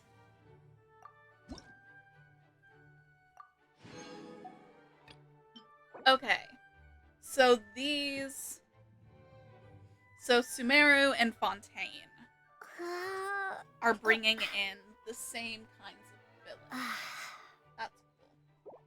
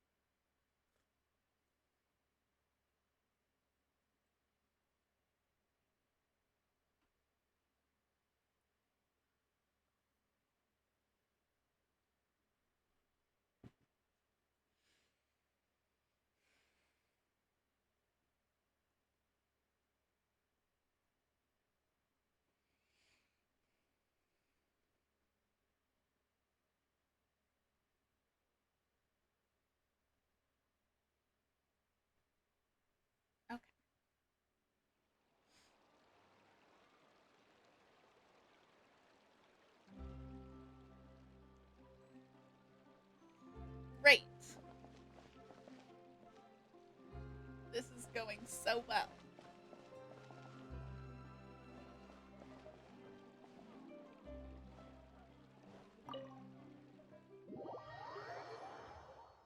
This is not giving me a headache at all.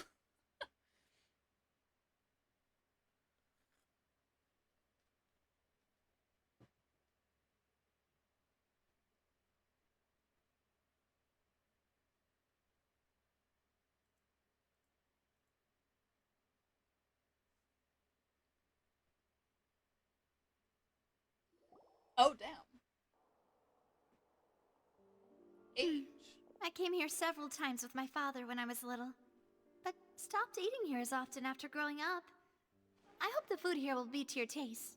I'm Oh, sure. don't worry. We haven't eaten at a hotel like this in a while. Paimon's getting excited already. We love food. In that Don't even case, worry, I'll go Nadia. order for us first. Please wait here a moment.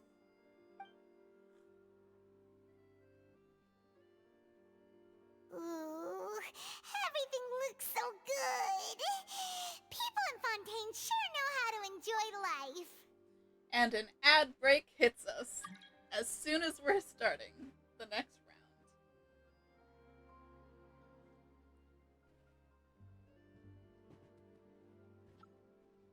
Fantastic.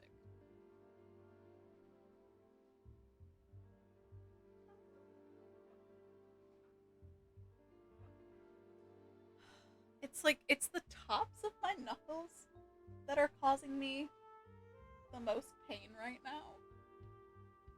I do not know why.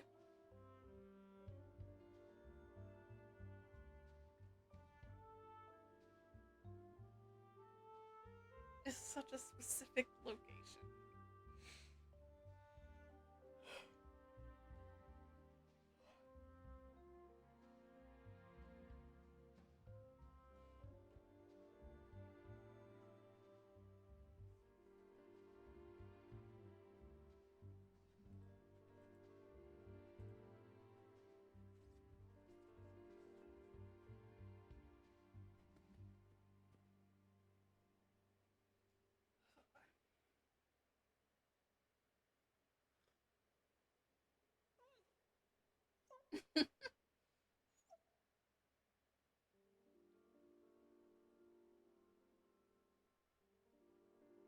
Gotta love realizations.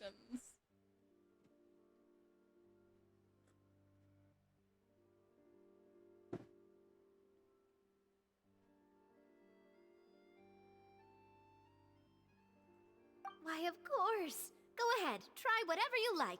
If the food's good, I'll make a group reservation for the rest of Spina di Rosula next time. And if it's not? Well, then I'll still bring everyone. Albeit with only one dish per table. You sure have your own way of doing things. Oh, we called this a farewell meal, but we could also treat it like a victory feast, right? We did just win that case after all. It's certainly worth celebrating, and it was a pleasure working with you. Oh, true. Very true. In that case, boss, we'll have another 2 dishes. Huh? Paimon didn't mean that you had to order even more food.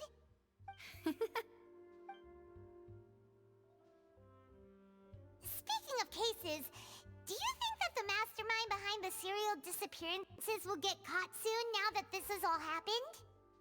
Well, we've certainly taken a big step forward, but I feel that's about it. We know that there's an organization that means to dissolve these young women, but we still don't know what they are really after. If it hadn't happened right in front of us, Paimon wouldn't have ever believed that a person could be dissolved like that. I believed it. Right? I believed it Yet before it it was even because brought this up was as such a possibility. preposterous notion that the investigation could never really move forward before. Ugh. If only that guy could have finished speaking. We were so close to hearing who was behind it. In such investigations, even the smallest step can seem like a yawning chasm if the trail of clues is cut off. To be honest, I don't have high hopes for any follow-up that the authorities might conduct. It's not that I don't have faith in their ability. It's just that a different perspective is required in some matters. It's Well, easy to yeah, vote and against and deceive a obviously some of single the narrow guards are perspective. working A shift in with thinking is required whoever's at such behind times it. in order to produce a breakthrough, which is exactly why the Spina di Rosula exist. Those highfalutin folk are not all-knowing. That's why we exist, to seep into the cracks where filth falls through, where their watch fails them. That's the kind of problems we solve. Seems Paimon thought things were simpler than they actually are. It's all right. Well, this was supposed to be a farewell meal, so I doubt you have further interest in this business, right? Let's talk about something else. Like, what are your future plans? We wanted to ask the Hydro Archon for some information. We haven't had much opportunity to do so. She keeps fucking challenging us in public. That's true. We didn't have a chance to speak to her after the trial ended. It didn't really seem like the right time or place to do it anyway. I see. So, your She was primary already objective, pretty rattled. I which think has she'd been piss foiled herself so if far, we asked about the was to have a Heavenly chat Principles. with the Hydro Archon. I've heard that there's a long line of people waiting to meet Lady Farina. I suspect you'll be waiting for quite a while, considering that you missed your chance today. Yeah, we've heard that she's super popular here in Fontaine, and that it'll be tough getting any of her time. Well, would you consider some more, unique ways? Perhaps even methods of, let's say, questionable legality? Guess that's Spina di Rosula's boss for you. Chock full of sketchy ideas. Well, what did you have in mind? Well, one way would be to infiltrate a performance troupe at the Opera House, only to abandon your act at the play's climax and ask to speak to her after the performance. I'm sure Lady Farina would be eager to see the ending, and would agree in order to finish watching the play, don't you think? Could you suggest something a little more practical? This plan seems pretty hard to pull off. We'd have to go learn how to act, and acting's really hard. All right, here's another. Find a way to conceal yourselves under her bed. Then, wake her up in the dead of night and demand answers. Don't let her go back to sleep until she answers all your questions. Do I can Archons personally need sleep? testify that this one works. When I'm sleepy, I'll do anything as long as I can finally get some sleep. That might work, but that's not really the problem. The problem is we don't want to get ourselves arrested. Valid point. I overlooked that part. I was just thinking about leveraging a person's desire for sleep. How can you overlook something like that? All right, no more joking around. Perhaps you could... Oh, I don't know. Cut the line when she's on a break. You did defeat her in court, clearing citizens of hers from false accusations. False accusations she had nearly upheld personally. I imagine that she feels quite ashamed about the whole thing. You mean that if we catch her while she's on a break, she might be too embarrassed to refuse? Oh, that does make some sense. I love though, would someone with her personality really feel shame? She is all bravado. Yes, she feels shame. It's worth a try. Why don't we give it a try after this meal? You know, strike while the iron is hot and all. Huh? Paimon, Honestly. did you drink my Fanta? Was this your drink?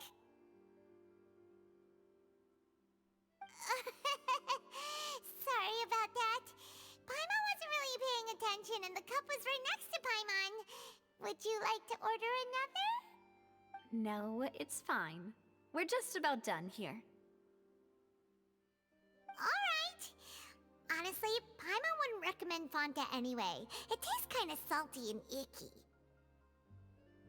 I have to agree. My drink also tasted that way. Is that so? Huh. Well, in that case, we'll have to blacklist the Fanta here then. If we're all finished eating, then I'll go pay. Yeah, we're stuffed. Thanks for the treat, Navia.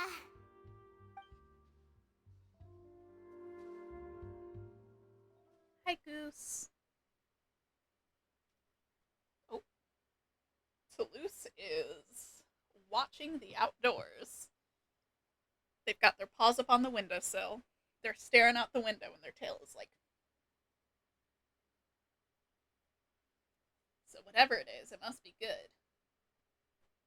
But we're on the second story, so I have no idea what they could be seeing. Goose. Toulouse.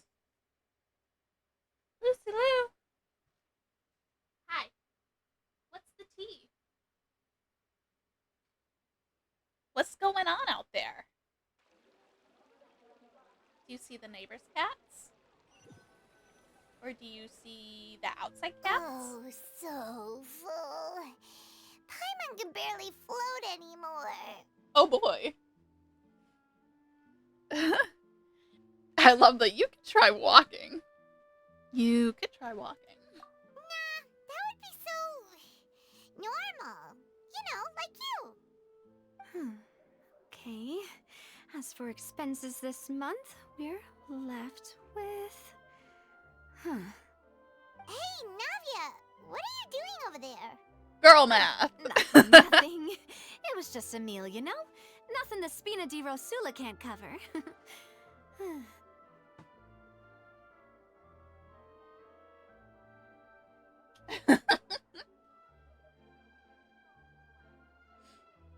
That was a pretty pricey meal. Let's get ready to try to meet the Hydro Archon again. Bye, Navia! So this is goodbye, huh? Well, if you do Like encounter you're a any woman other after trouble the in Fontaine, Geo you're Archon's always own heart. welcome to contact the Spina di Rosula. I'll give your requests the highest priority. In any case, I wish you smooth sailing. I'll see you again, partner. See ya!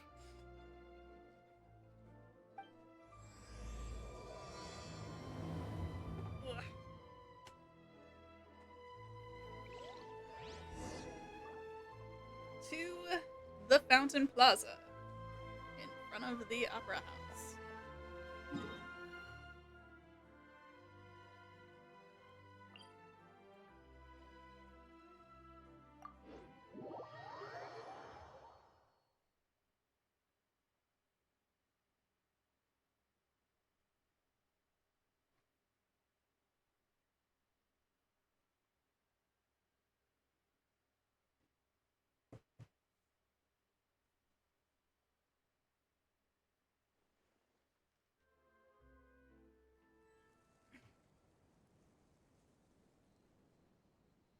Okay.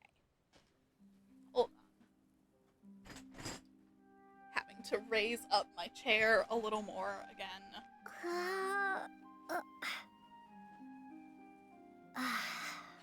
It should not take so much work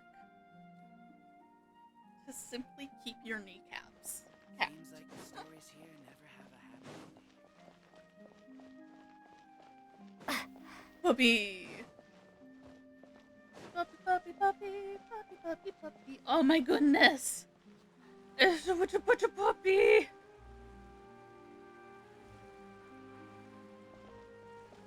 I love it. Okay.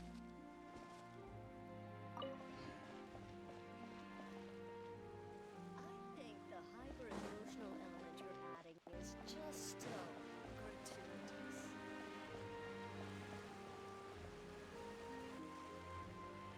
There aren't many people around anymore.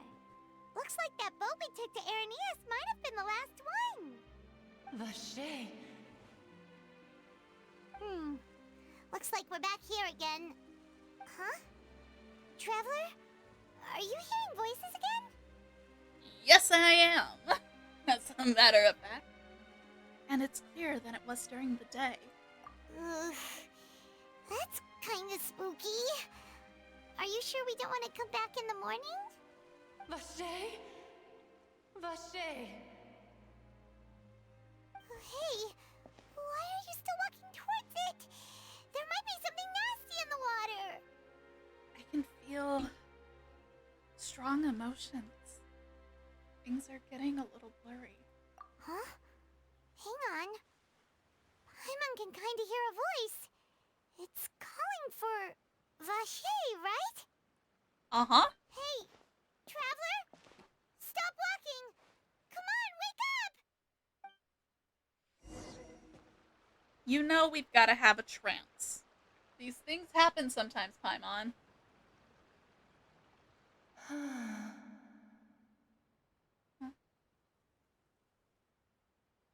Where is this? Vache! Are you... my dear Vache? No, wait. You seem to be someone else. Do you know Vache? Do you know where my love is? I'm afraid not.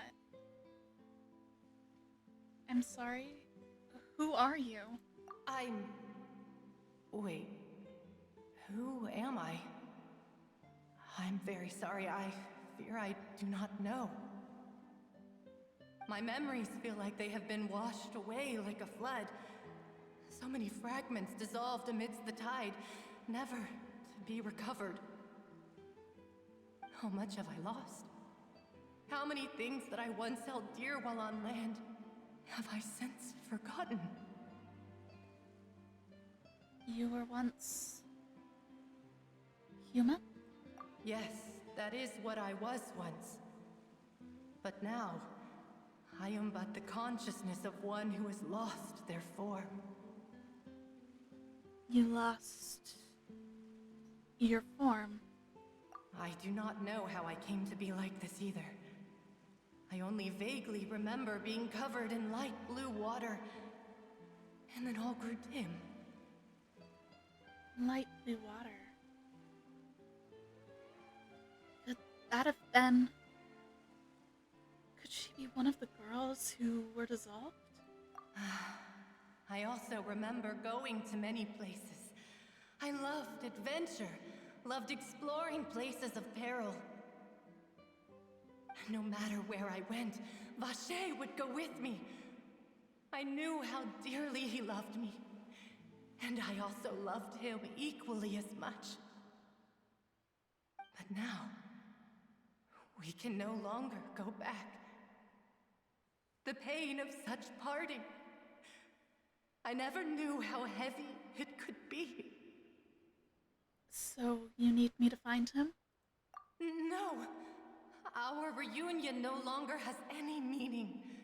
There is no way for us to create any new memories. The thought of me gives him no succor. So let it lie forgotten beneath the waters. If you meet Vache, tell him not to look for me. Tell him to move on. That is the only thing I still remember. I believe it will be hard for him to forget you. Perhaps that is so. As I was submerged in the waters, losing consciousness, I saw Vache above the surface. His eyes were filled with such sorrow, such longing. If only I could have comforted him, told him that I did not suffer. Indeed, I had felt a great warmth. So Vache was a witness to the fact that you dissolved? Is that what you call it? Dissolving? If anything, I consider it a form of release. It was a state of neither fear nor frenzy, with only an endless peace, like the water's still surface. I could also liken it to being a thirsty person who drinks water for the first time, and only then sees how they have lived for so long in a world of endless want and anxiety. It seems that after the body is dissolved, some measure of the consciousness still remains. I think I hear your companion. It's time for you to go, I think. Is that Paimon? How much time has passed in reality? Farewell, then. I am glad that you were able to sense my presence. Remember, if you see Vache, tell him not to seek me out any longer.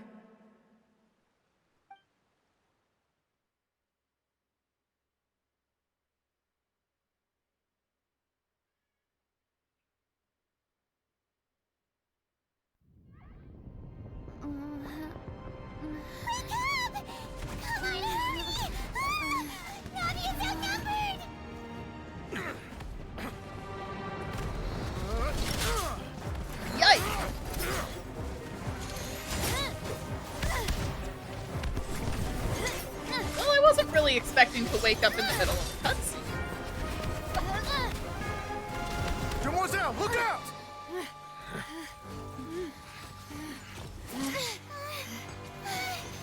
Dear God, it's a whole army of Gardamex.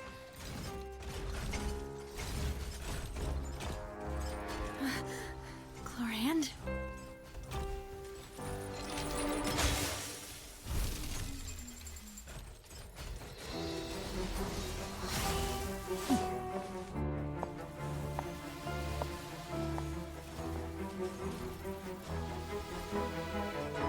Quick, now's our chance!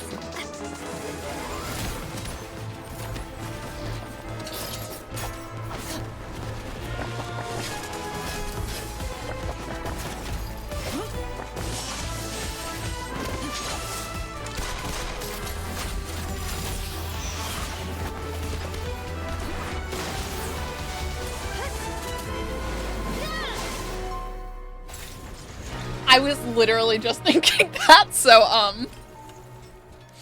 you're right.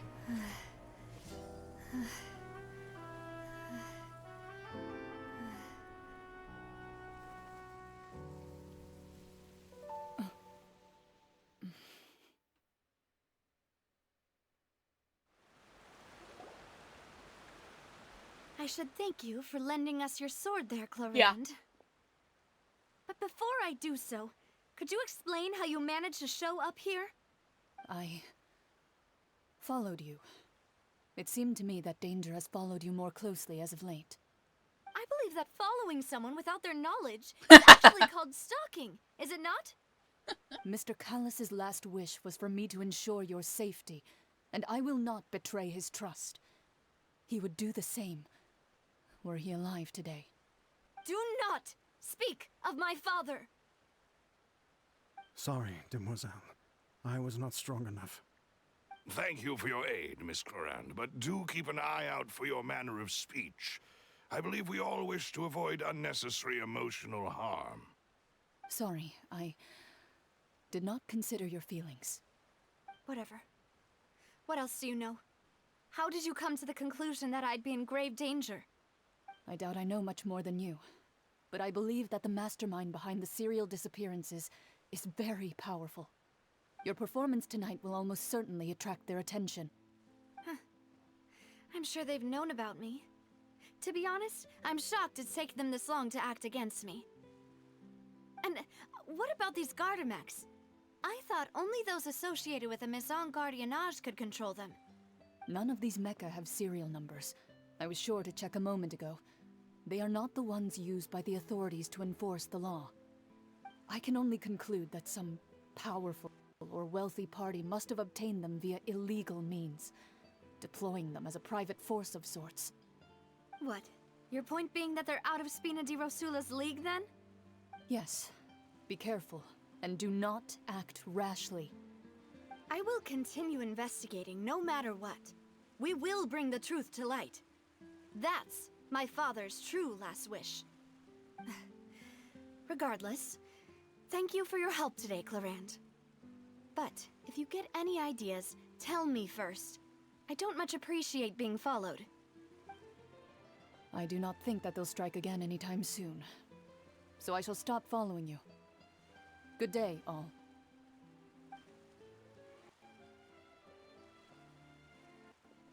Right. I suppose that's the best news we've gotten today. Demoiselle, I believe that Miss Chlorand was being sincere with you. If we tried, we could attempt to thaw relations a little. I know, she's... Yo, what the fuck just happened? Oh, thank goodness! Paimon thought we were done for! Those Gardamex came out of nowhere while you were unconscious, and Nadia and her gang saved us!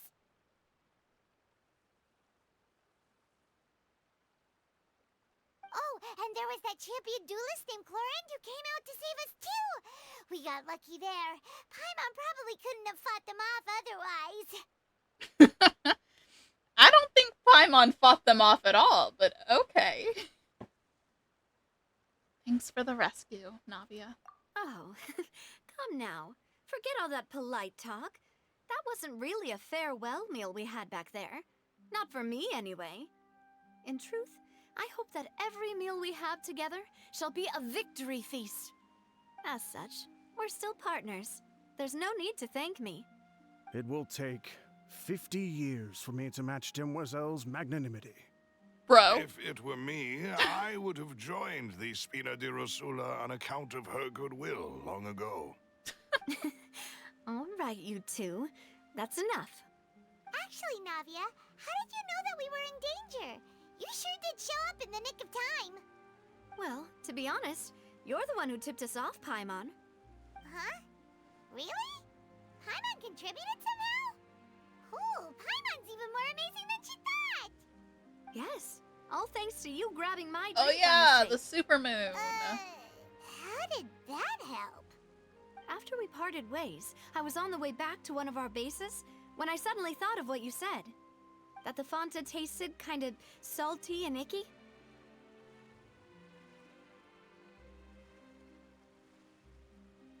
I thought it tasted strange as well, but I couldn't be sure.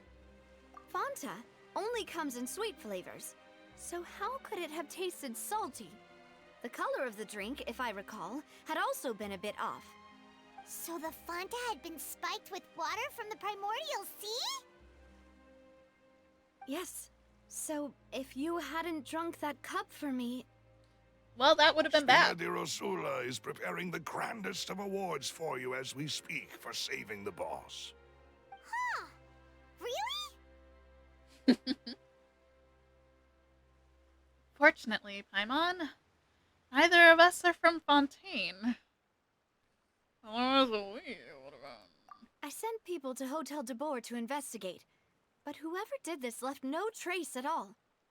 That's when I figured out that you might be in danger and hurried here as quickly as I could. But why would they go after us too? All we did was defend Linny in court and help clear his name. Ugh, now we're caught up in this mess too, aren't we?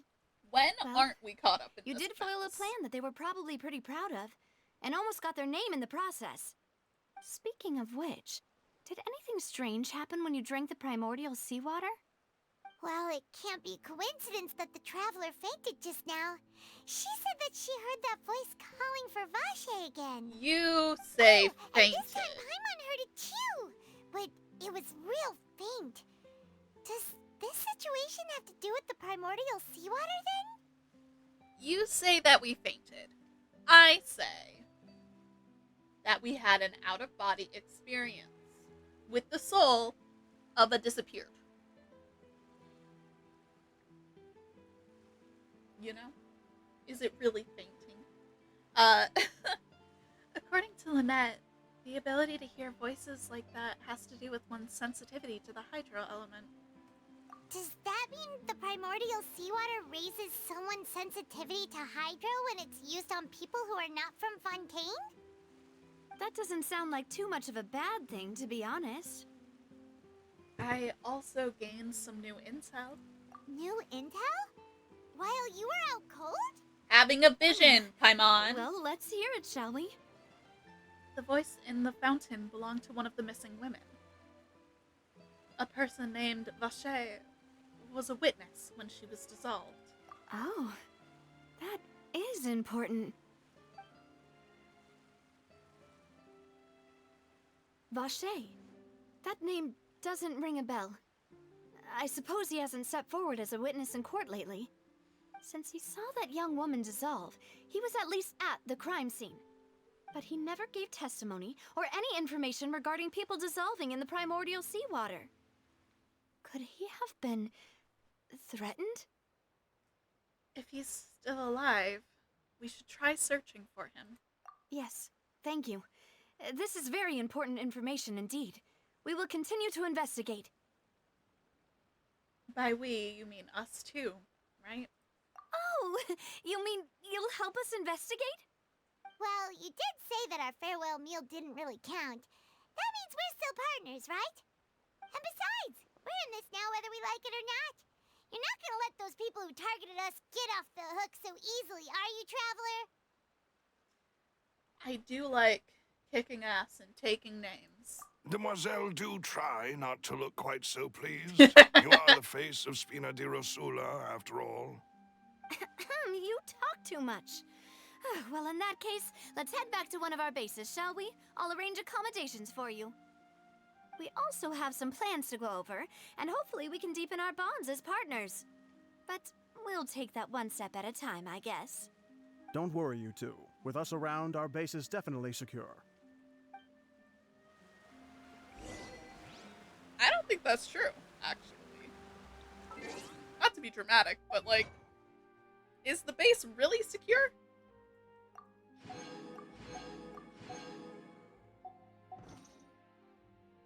Oh good, an ad break actually hitting.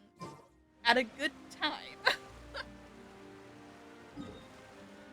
We love to see it. But also, yay, for getting a picture.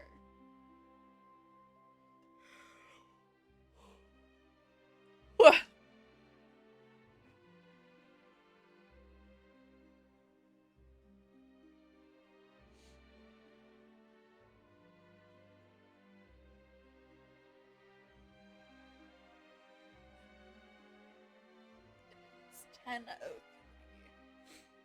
as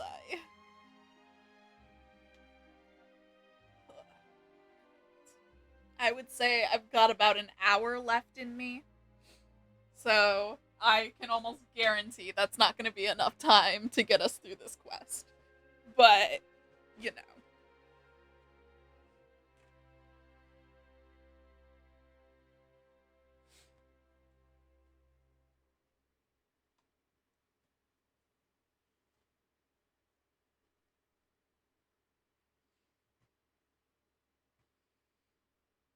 Yeah.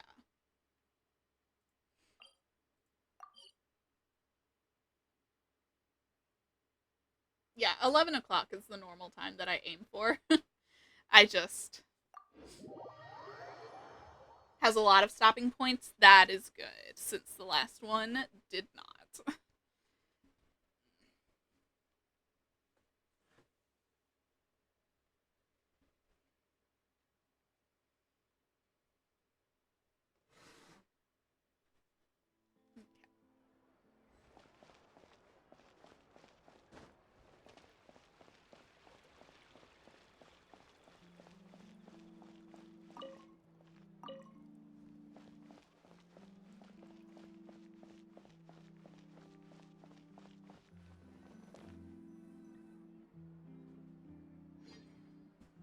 It's right up ahead. But let's make sure we weren't followed first. I've been keeping watch, Demoiselle. I haven't spotted anyone suspicious thus far. Huh, very good. But let's not let our guard down for now. I shall find rooms for our respected guests. Thank you, Malus. Now, let's continue, traveler.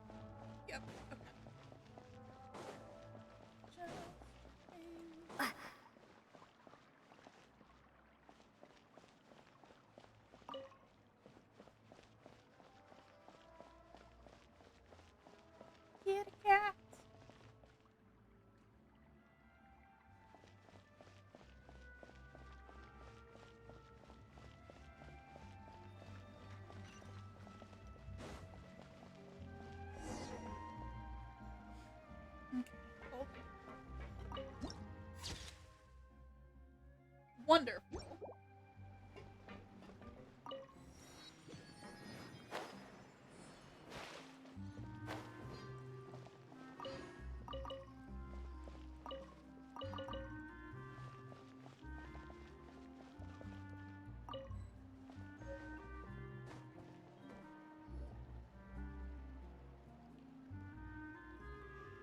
So, this is your base? It's not quite what Paimon imagined. Your accommodations have been arranged. Under the present circumstances, I can confidently say it's the best we have.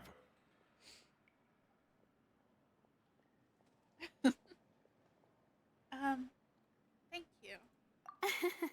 Well, our funds have been a little tight lately. After all, we don't allow illegal or unethical profiteering. In fact, our funds often come from citizenry who support us. Seems like it's tough times for everyone. But if you have the support of the people, that does sound like it's worth it. To be honest, our financial situation was a lot better back when my father was in charge a few years ago. I'm afraid I'm not quite his equal. Your father... he was the previous boss of Spina di Rosula, right? How did he... Demoiselle, if Alright. you'll allow me to Get some explain... good sleep. No. I'll explain it myself. I suppose I couldn't run from this topic forever. And as partners, this is something I hope they can understand. My father's name is Callus. Yes, the same one they call Callus the Unfaithful in the streets. 3 years ago, he was accused of murdering his own friend. But he chose a duel to defend his honor instead of standing trial. He died in the duelist's ring. Oh no. But I do not believe my father was a murderer. I'm sure he was set up. At the time, I believed that if he only stood trial and was duly investigated, something amiss would crop up and prove his innocence.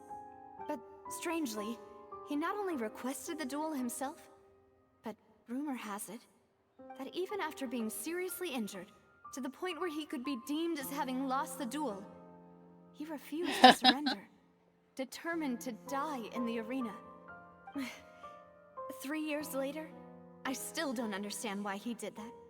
How could he protect his honor if he's dead? If anything, he gave up his chance to defend himself. It does seem quite odd. Do you have any clues as to why? The closest piece of info I have is that my father had been investigating the serial disappearances case at the time of his death. Ah, so that's why you're so determined to get to the bottom of that case. That's right. I've also tried to investigate the murder my father was implicated in, but I haven't found a single new clue in my countless reviews of the investigation records. However, I believe that if the murder case is related to those behind the disappearances, they must know something. I must know what really happened. Was my father coerced? Framed? Even if he really did kill his friend, I must get to the truth. If only he'd been more open with me when he was still alive. He even hid the fact that my mother died due to complications when giving birth to me. And now, here I am investigating his death. You really are a handful, aren't you, Papa? Seeking the truth. For the sake of your family. We're quite alike in this regard. Demoiselle, please, if there is anything I can do, anything at all. I also will never believe that Master Callus murdered anyone. There are none whom I respect more than the two of you, Demoiselle. Master Callus did so much good in life, yet all it took was one murder case for him to be dubbed Callus the Unfaithful. Even our supporters decreased greatly due to that incident, hence our strained finances at present. Wait, if Callus was such a good man, wouldn't people at least be a little suspicious when he was accused? No. Perhaps people just revel in that kind of drama. It's not something exclusive to people from Fontaine, really. Everyone's like that. People love watching the evil turn over a new leaf, but they also enjoy watching good people fall into an abyss from one slip-up just as much. But how could... never mind. If Callus was really falsely accused, we have to find the truth. He didn't deserve to have that happen to him. There is one other thing. Master Callus's opponent in the duel was Ms. Clorand. Oh, her? Well, then, isn't that as good as saying that she was the one who killed him? No wonder the mood was a little strange between the two of you. Yeah, that's not the sort of thing that you can just let go and move on from. Ms. Clorand has always placed great emphasis on the honorable nature of the duel. If her opponent doesn't yield, she will not stop either. She knew Master Callus beforehand and greatly respected him, but seeing how he was resolute in the arena, there was only ever one choice she could have made. It's not that I don't understand her at all, but I just can't deal with this yet. Don't worry, Navia. Paimon knows how you feel. You don't have to force yourself to do that. Afterward, Ms. Clorand told us that at the start of the duel, Master Callus requested that she ensure Demoiselle Navia's safety.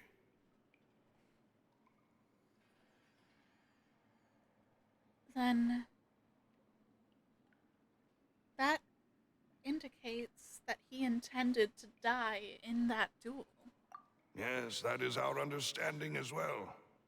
Oh, Papa. What madness drove you to ask the person who killed you to take care of me?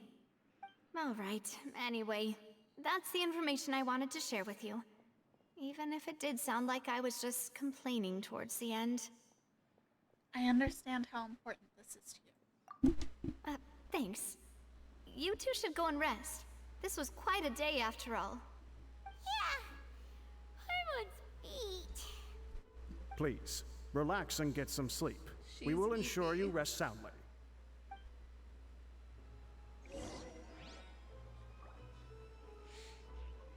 All right.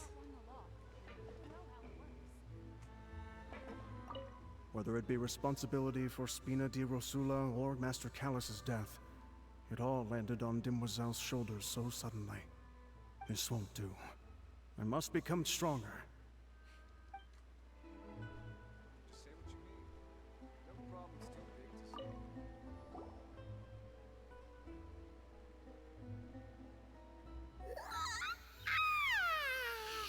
Paimon slept so well. This place feels almost too safe. Huh? Navia?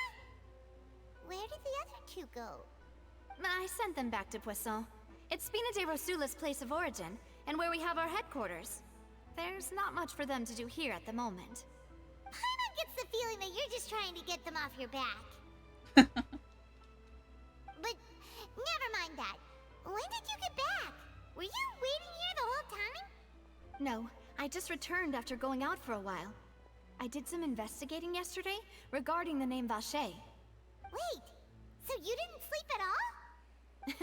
How could I after having such critical new evidence appear? Guess Paimon wasn't speaking for everyone just now, huh? Of course.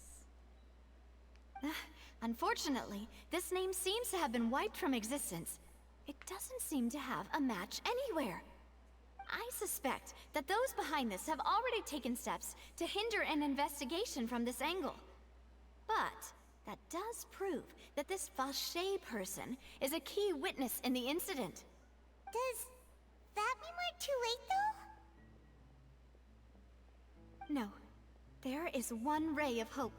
One place in Fontaine that they would find almost impossible to threaten, no matter how much they wanted to. And that is the archives kept by Chief Justice Neuvillette.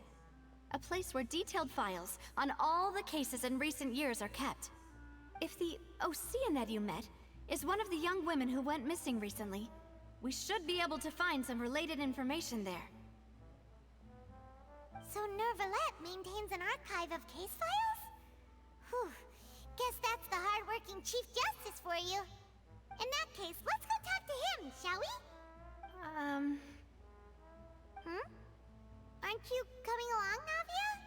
Did you get tired? No, it's nothing. Let's go see the Honorable Chief Justice. Don't worry, dude. He'll totally talk to us. I'm so good at batting my eyelashes.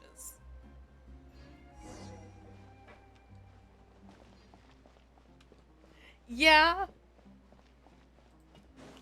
It was the way that it was just kind of like drawn out.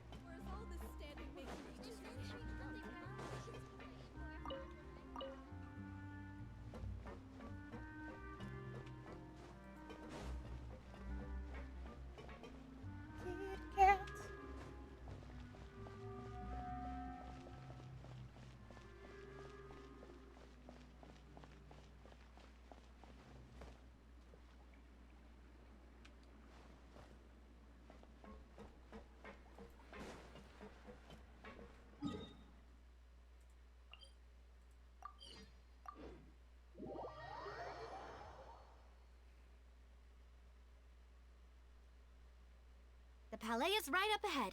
Come on.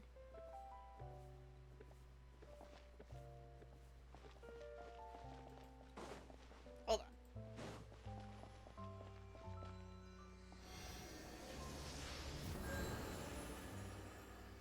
I can't remember if I've grabbed any more.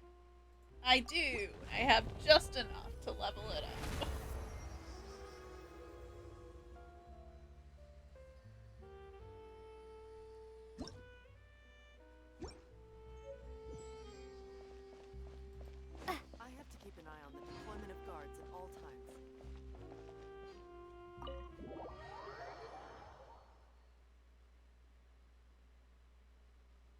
I mean, yeah. I'm sure it'll be fine. I trust him. Not for any reason. I just do.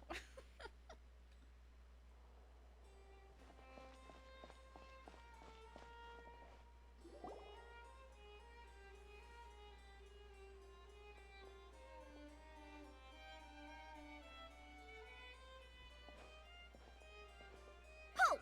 Please state your business here. The Chief Justice is presently occupied with official matters. Huh. This place does look pretty heavily guarded. Guess that proves that Nervalet's files are really secure.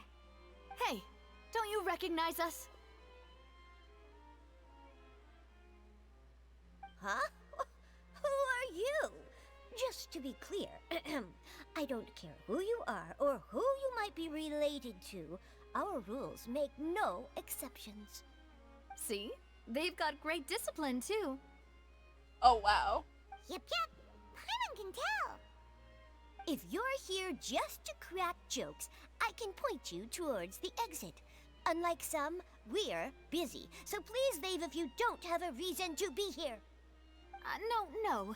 What I meant to say is, shouldn't you remember us from a few days ago? We were at the trial of the great magician Linny.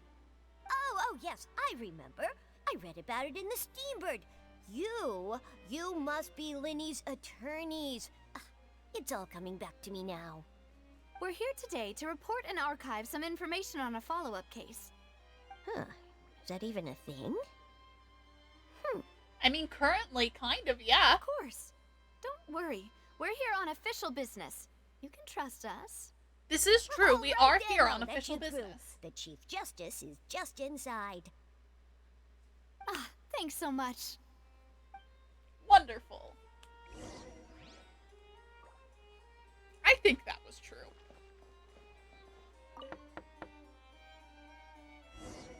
Please come in.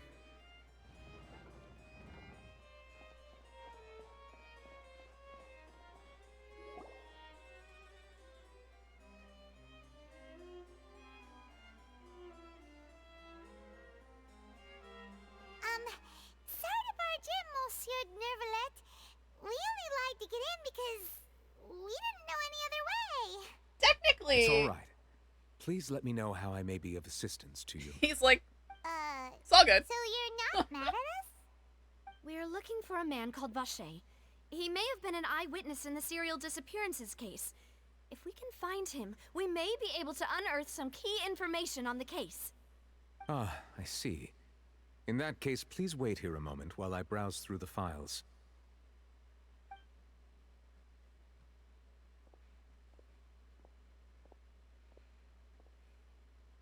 Who knew that Neuvillette would be so easy to talk to?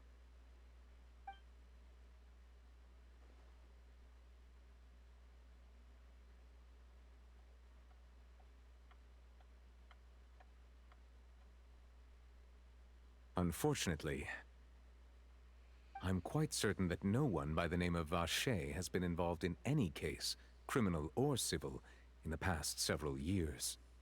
There are no records of him either in the files or in my memory. So we're back to square one. Traveler, what if it was really just a dream? Is that so? All right then. Thank you so much, Monsieur Neuvillette. We'll take our leave now.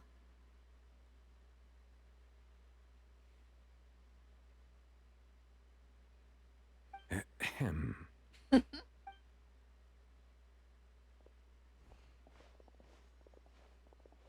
Miss Navia, I can understand how you feel. Your father, Callus, was a truly exceptional man. We deeply regret his passing.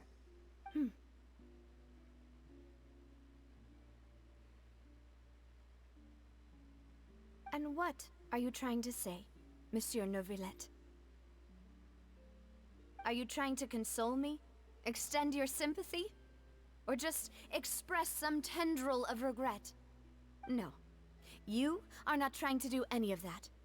I can hear it in your voice. There's no emotion behind your words. You only said those things because you felt like you should.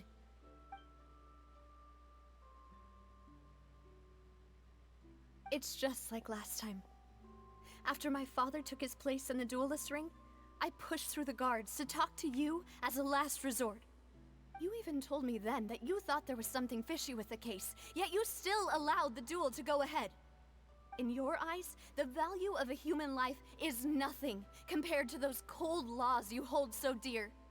If you truly regret my father's death, then why didn't you call a stop to the duel? Why didn't you give me the power to stop him from throwing his life away? Why did you just let him die, despised and hated by all? Everything was hanging on a thread at that moment. Just the tiniest effort could have changed everything. There are still so many things I never got to tell him. So many questions he still owes me answers to. If you really have no heart, then just look me in the eyes. I, Navia, will show you the true meaning of regret. I'm sorry, Miss Navia. You and my father are truly alike. You keep all kinds of things in your heart and never say a word to anyone. It's not so much that you can't feel, but that you would never express anything. Oh well. In any case, everyone already knows full well the apathy of the Chief Justice. My apologies for taking my emotions out on you, Monsieur Chief Justice. Let's go, Traveler and Paimon. Bro, I think he's just autistic. Granted, she's right.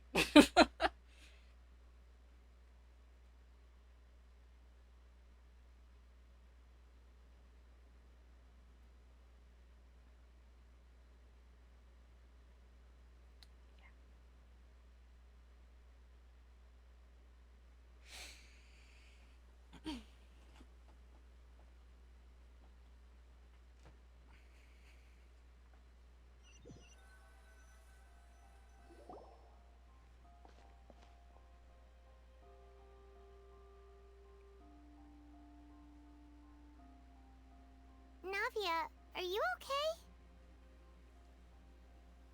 I'm fine.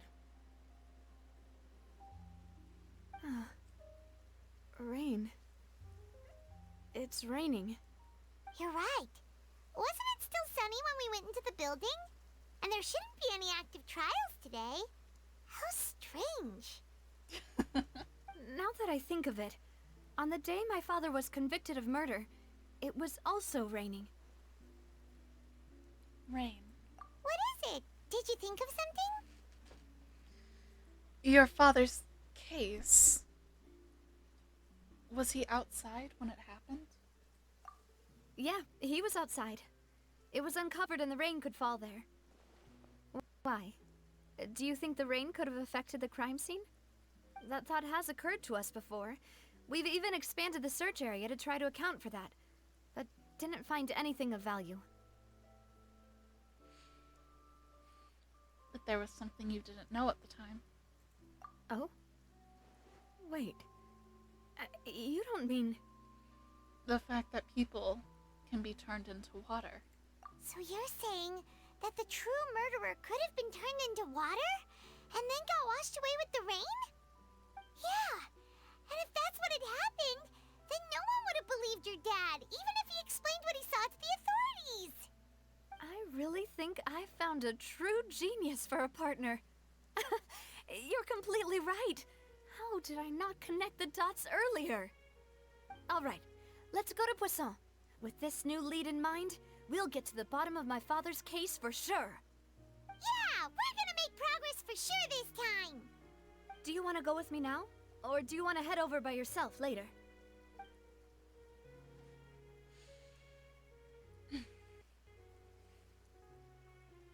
We should go while the idea's still fresh.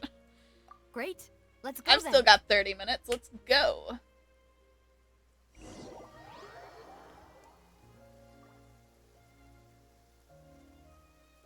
Nebulette's so pretty. I like him a lot.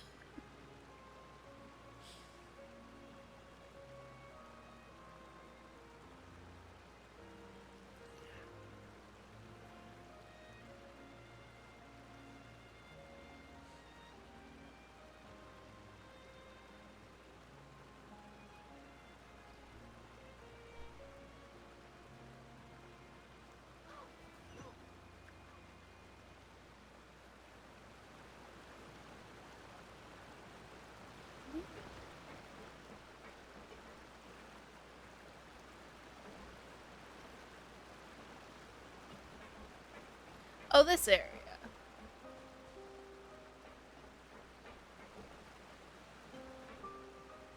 Gender, but in a different gender way. Yeah. Yeah.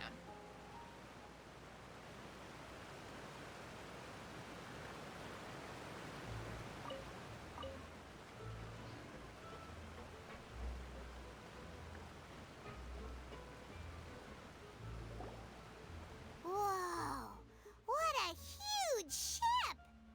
Why would a ship be anchored at a place like this? There's no need to be so surprised. While it may look like a ship, it's actually Spina di Rosula's headquarters. Oh! My father was the one who asked for it to be built like this. Perhaps our taste in exterior design is the only thing we occasionally had in common.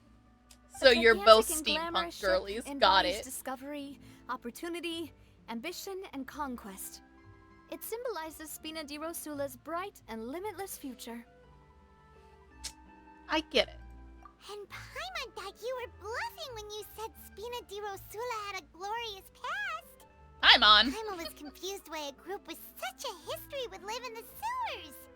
But now that Paimon has seen this ship for herself, she's been convinced. Well, Poisson is where Spina di Rosula began, after all. It's our main base, our home. Now,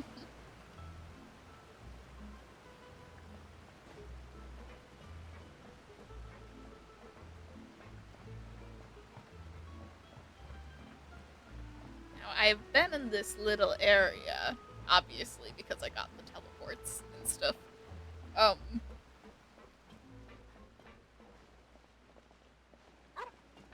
Bobby!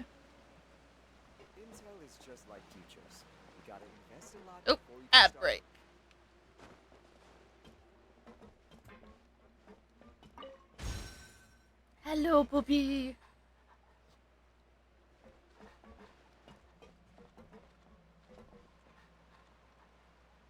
Ugh, the way that they look at us and you can't pet them is so unfair.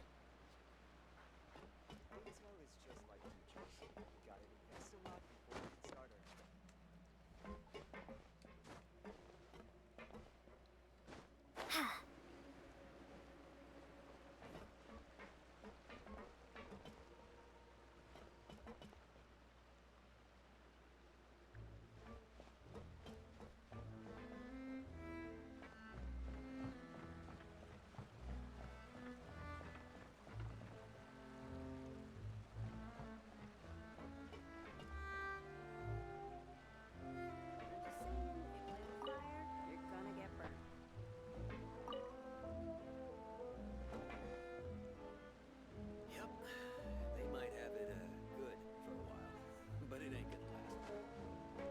There are 21 seconds left of the ad break.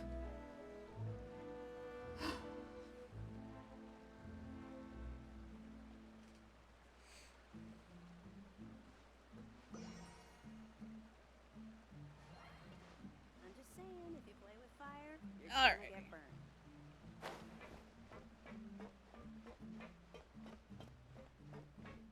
I have to figure out how to get up on the boat. Oh wait, I see. There is a way up. No need for parkour. And it's a good thing I saw that.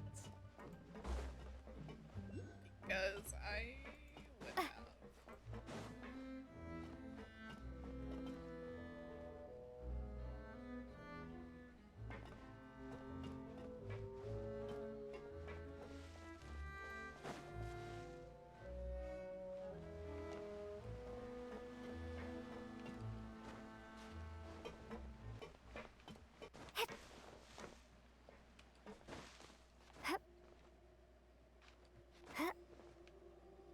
Haha.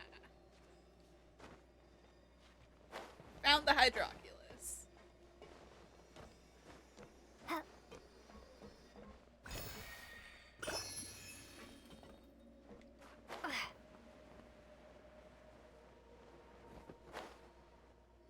There we go. Maloose, we're back. Apologies for the wait, demoiselle, and our most important partners. You said before that you still had some business at the court. What brings you back to Poisson so quickly? About that. It's because my partner here reminded me of something really important. You see, what if my father's case had something to do with water from the primordial sea? You still remember, right, Maloose? On that night, it was raining? Yes, the case was quite similar to that of Mr. Linney's. Both were what you'd call impossible murders. Could the mastermind be the same person? Could you tell us a bit more about what happened before? Yeah, of course. Many years ago, something called synth began to gain popularity in Poisson.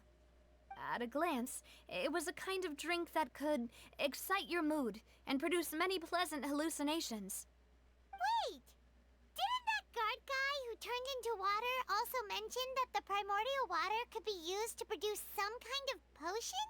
Yes, he He did. did. Considering what we know now, it's almost certain that synth is created using water from the primordial sea. Yes. If you drink synth for an extended amount of time, you'll suffer many side effects, such as losing the ability to focus or control your emotions.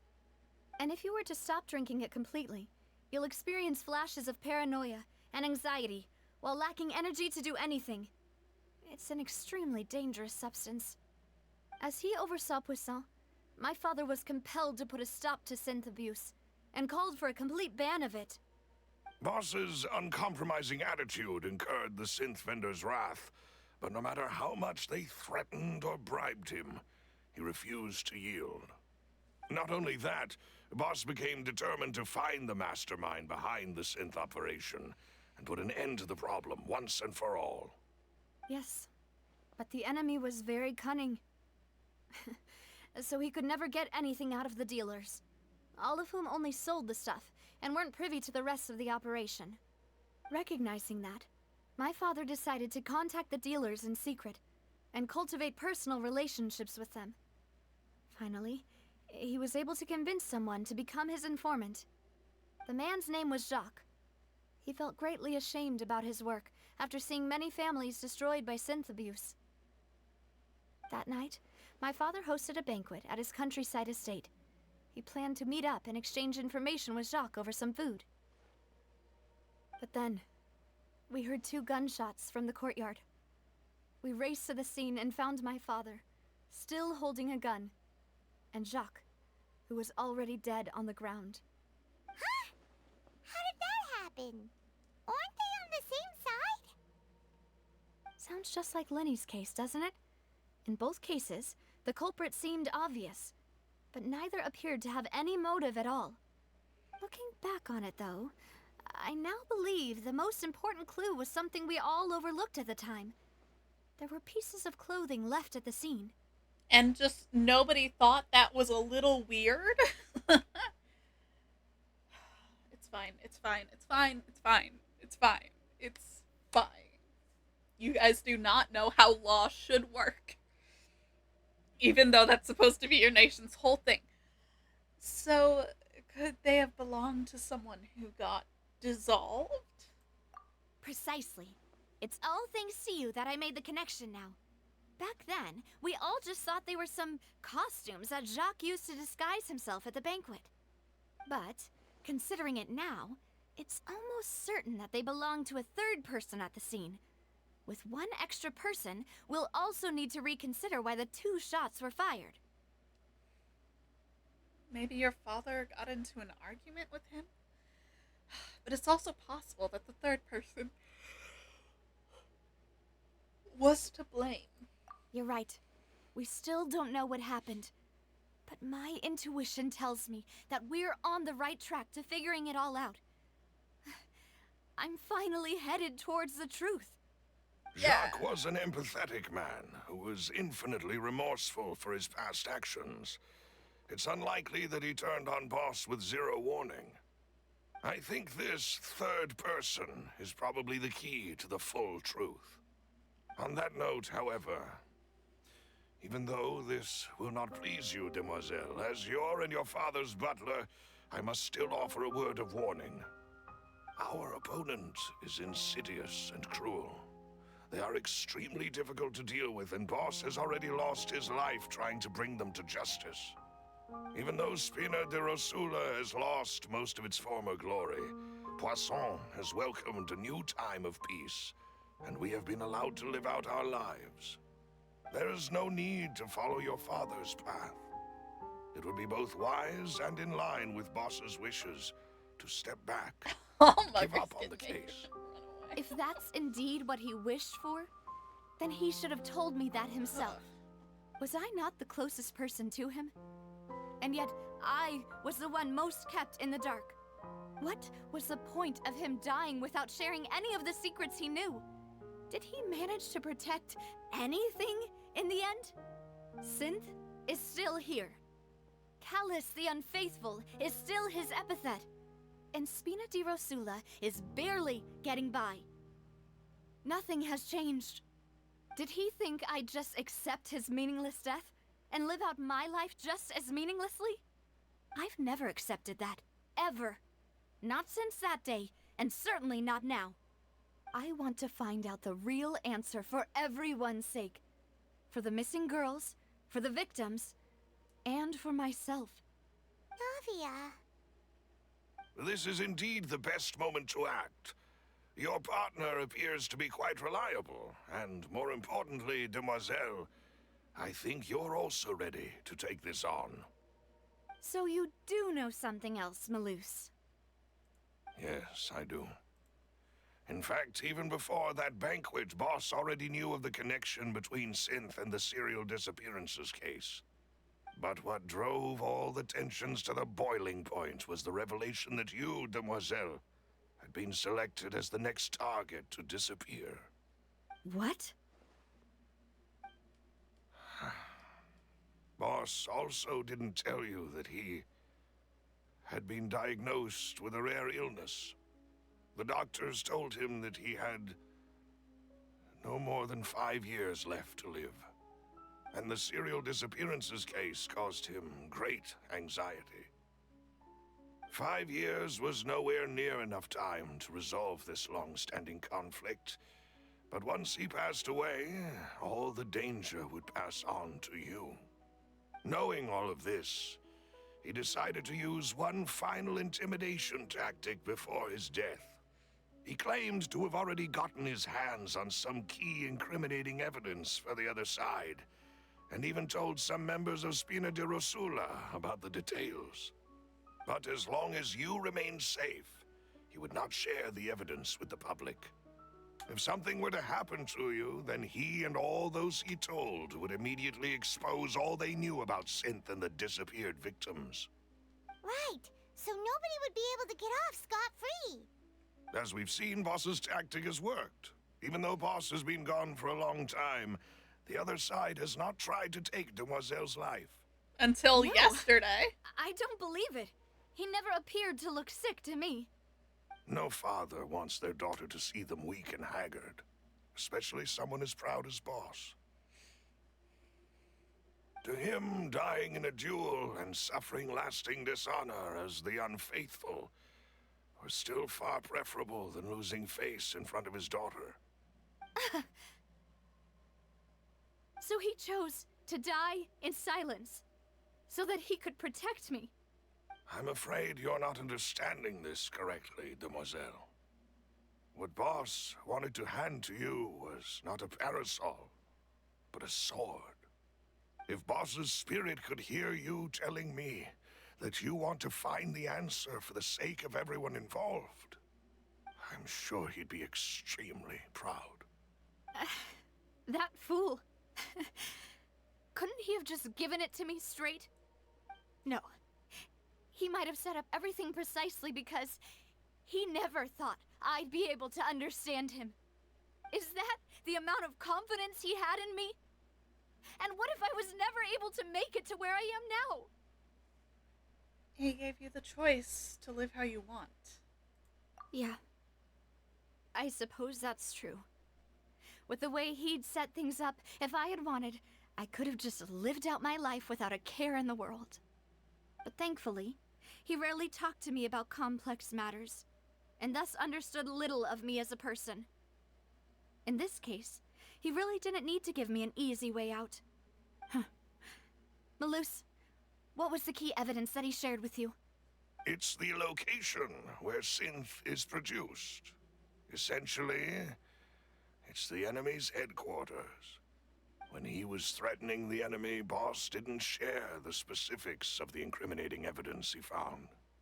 But if you want to use it against the enemy, you'll still have to take several things into consideration. Why? If we know where the place is, can't we just go storming in? You mustn't forget that we're fighting against a mysterious and dangerous organization that's been in operation for decades. There's no telling what might be lying in wait at their headquarters. We also have no idea what kind of evidence we may be able to find inside, nor what people we may be able to capture. But a single visit to their headquarters would be tantamount to a formal declaration of war. The worst case would be that we leave empty-handed, but also open ourselves up to full retaliation. Then, in that case, why not work with the Fontaine authorities? Well, you saw one of them dissolve during Mr. Linney's case. We have no idea just how thoroughly they may have been infiltrated. Huh. That's true. Seems my father really had no choice. But things are different now. It should be a lot easier to prove the other side's guilt, now that we've connected Synth with the disappearances case. You sound like you've put a lot of thought into this, Malus. I am the butler, after all. I live but to serve the boss and Demoiselle's will. I've always been willing to take on any kind of risk for your sake. But considering my relative lack of ability, I've spent my time keeping secrets, performing basic investigations, and waiting for the right time to come. Thank you for all of that, Malus. Have you discovered anything new in the past few years? Let me think. One conclusion I came to is that the enemy must be quite familiar with Spina di Rosula, or at least have an informant planted here. When I announced orders to the organization's members on Demoiselle's behalf, I used to deliberately keep a few people in the dark and observe the reactions of the synth vendors. If the vendors didn't change their plans, then the individuals informed of our orders must be innocent. If the vendors packed up and fled, however, then someone must have given them the news. After several rounds of testing and investigative tracing, I've narrowed the suspect list down to 3 people. The first is Florent, Spina di Rosula's senior advisor. Huh? Florent? Yes, surprising, isn't it? He was one of the people Boss trusted the most, which also means that he was someone who understood Boss really well. Thanks to his position within Boss's innermost circle, he always knew our upcoming plans and could thus avoid capture this whole time. There's someone else like him too. Marcel, the head of Confrérie of Cabriere. Uncle Marcel. What is this? It's a guild in Poisson. Boss helped it to grow to its current size and prominence. In the beginning, they were only reselling some daily goods, but now they're one of the richest guilds around, with a lot of business connections in the city. So, they're like a sister organization of Spina di Rosula? Yes, you can say that. When we were fighting against the synth dealers, they provided us with plenty of support. It's a bit difficult to imagine someone using their own money to hunt down themselves. The final suspect is Thierry, the man responsible for coordinating information between Spina di Rosula and the guards. Although the guards mostly leave us to our own devices, there are still many activities we have to report to the local authorities. Since Thierry is always in the know about our current activities, he could theoretically always plan one step ahead. I see. These are all people who I communicate with quite regularly. To think that the enemy we've been fighting against has been right next to me all along, among those I trust the most. It's almost too hard to believe. If you want to investigate them, please take every precaution to not alert the quarry. Judging from our experience, the enemy is extremely cautious. Of course. And thank you, Malus. You've provided us with a lot of great information. You're too kind, my lady. I'm just doing my duty. And before I forget, proving Boss's innocence would also mean clearing him of blame in Jacques' death. After that incident, Jacques' wife and daughter were taken into the Spina's care. They still live in Poisson today. If it might help, you could also pay them a visit. I can make the necessary arrangements. Aw, thank you so much, Malus. You really are the best. A new case awaits, my dear partner. Leave it to me. I hope we can work together to uncover the truth and end this case once and for all. Alright. Callis case records. 3 years ago, on a rainy night, banquet goers heard 2 gunshots outside the house. When they reached the scene, Callis had a gun in his hands and Jacques had been shot and slain.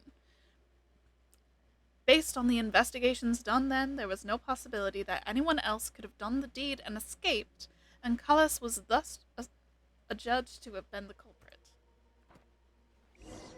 Alright. This seems like a very good place to stop. Just in case the next bit takes us longer than 5 minutes. Thank you guys for hanging out. We will pick up this quest on Monday, and we will meet tomorrow. I am going to basically split tomorrow's stream half and half between Slime Rancher and World Adventures. We do not have to end at 10:30 tomorrow. So, Yeah, I figured this would be a good stopping point. But yeah, so I will see you guys tomorrow. Get some good rest, everybody.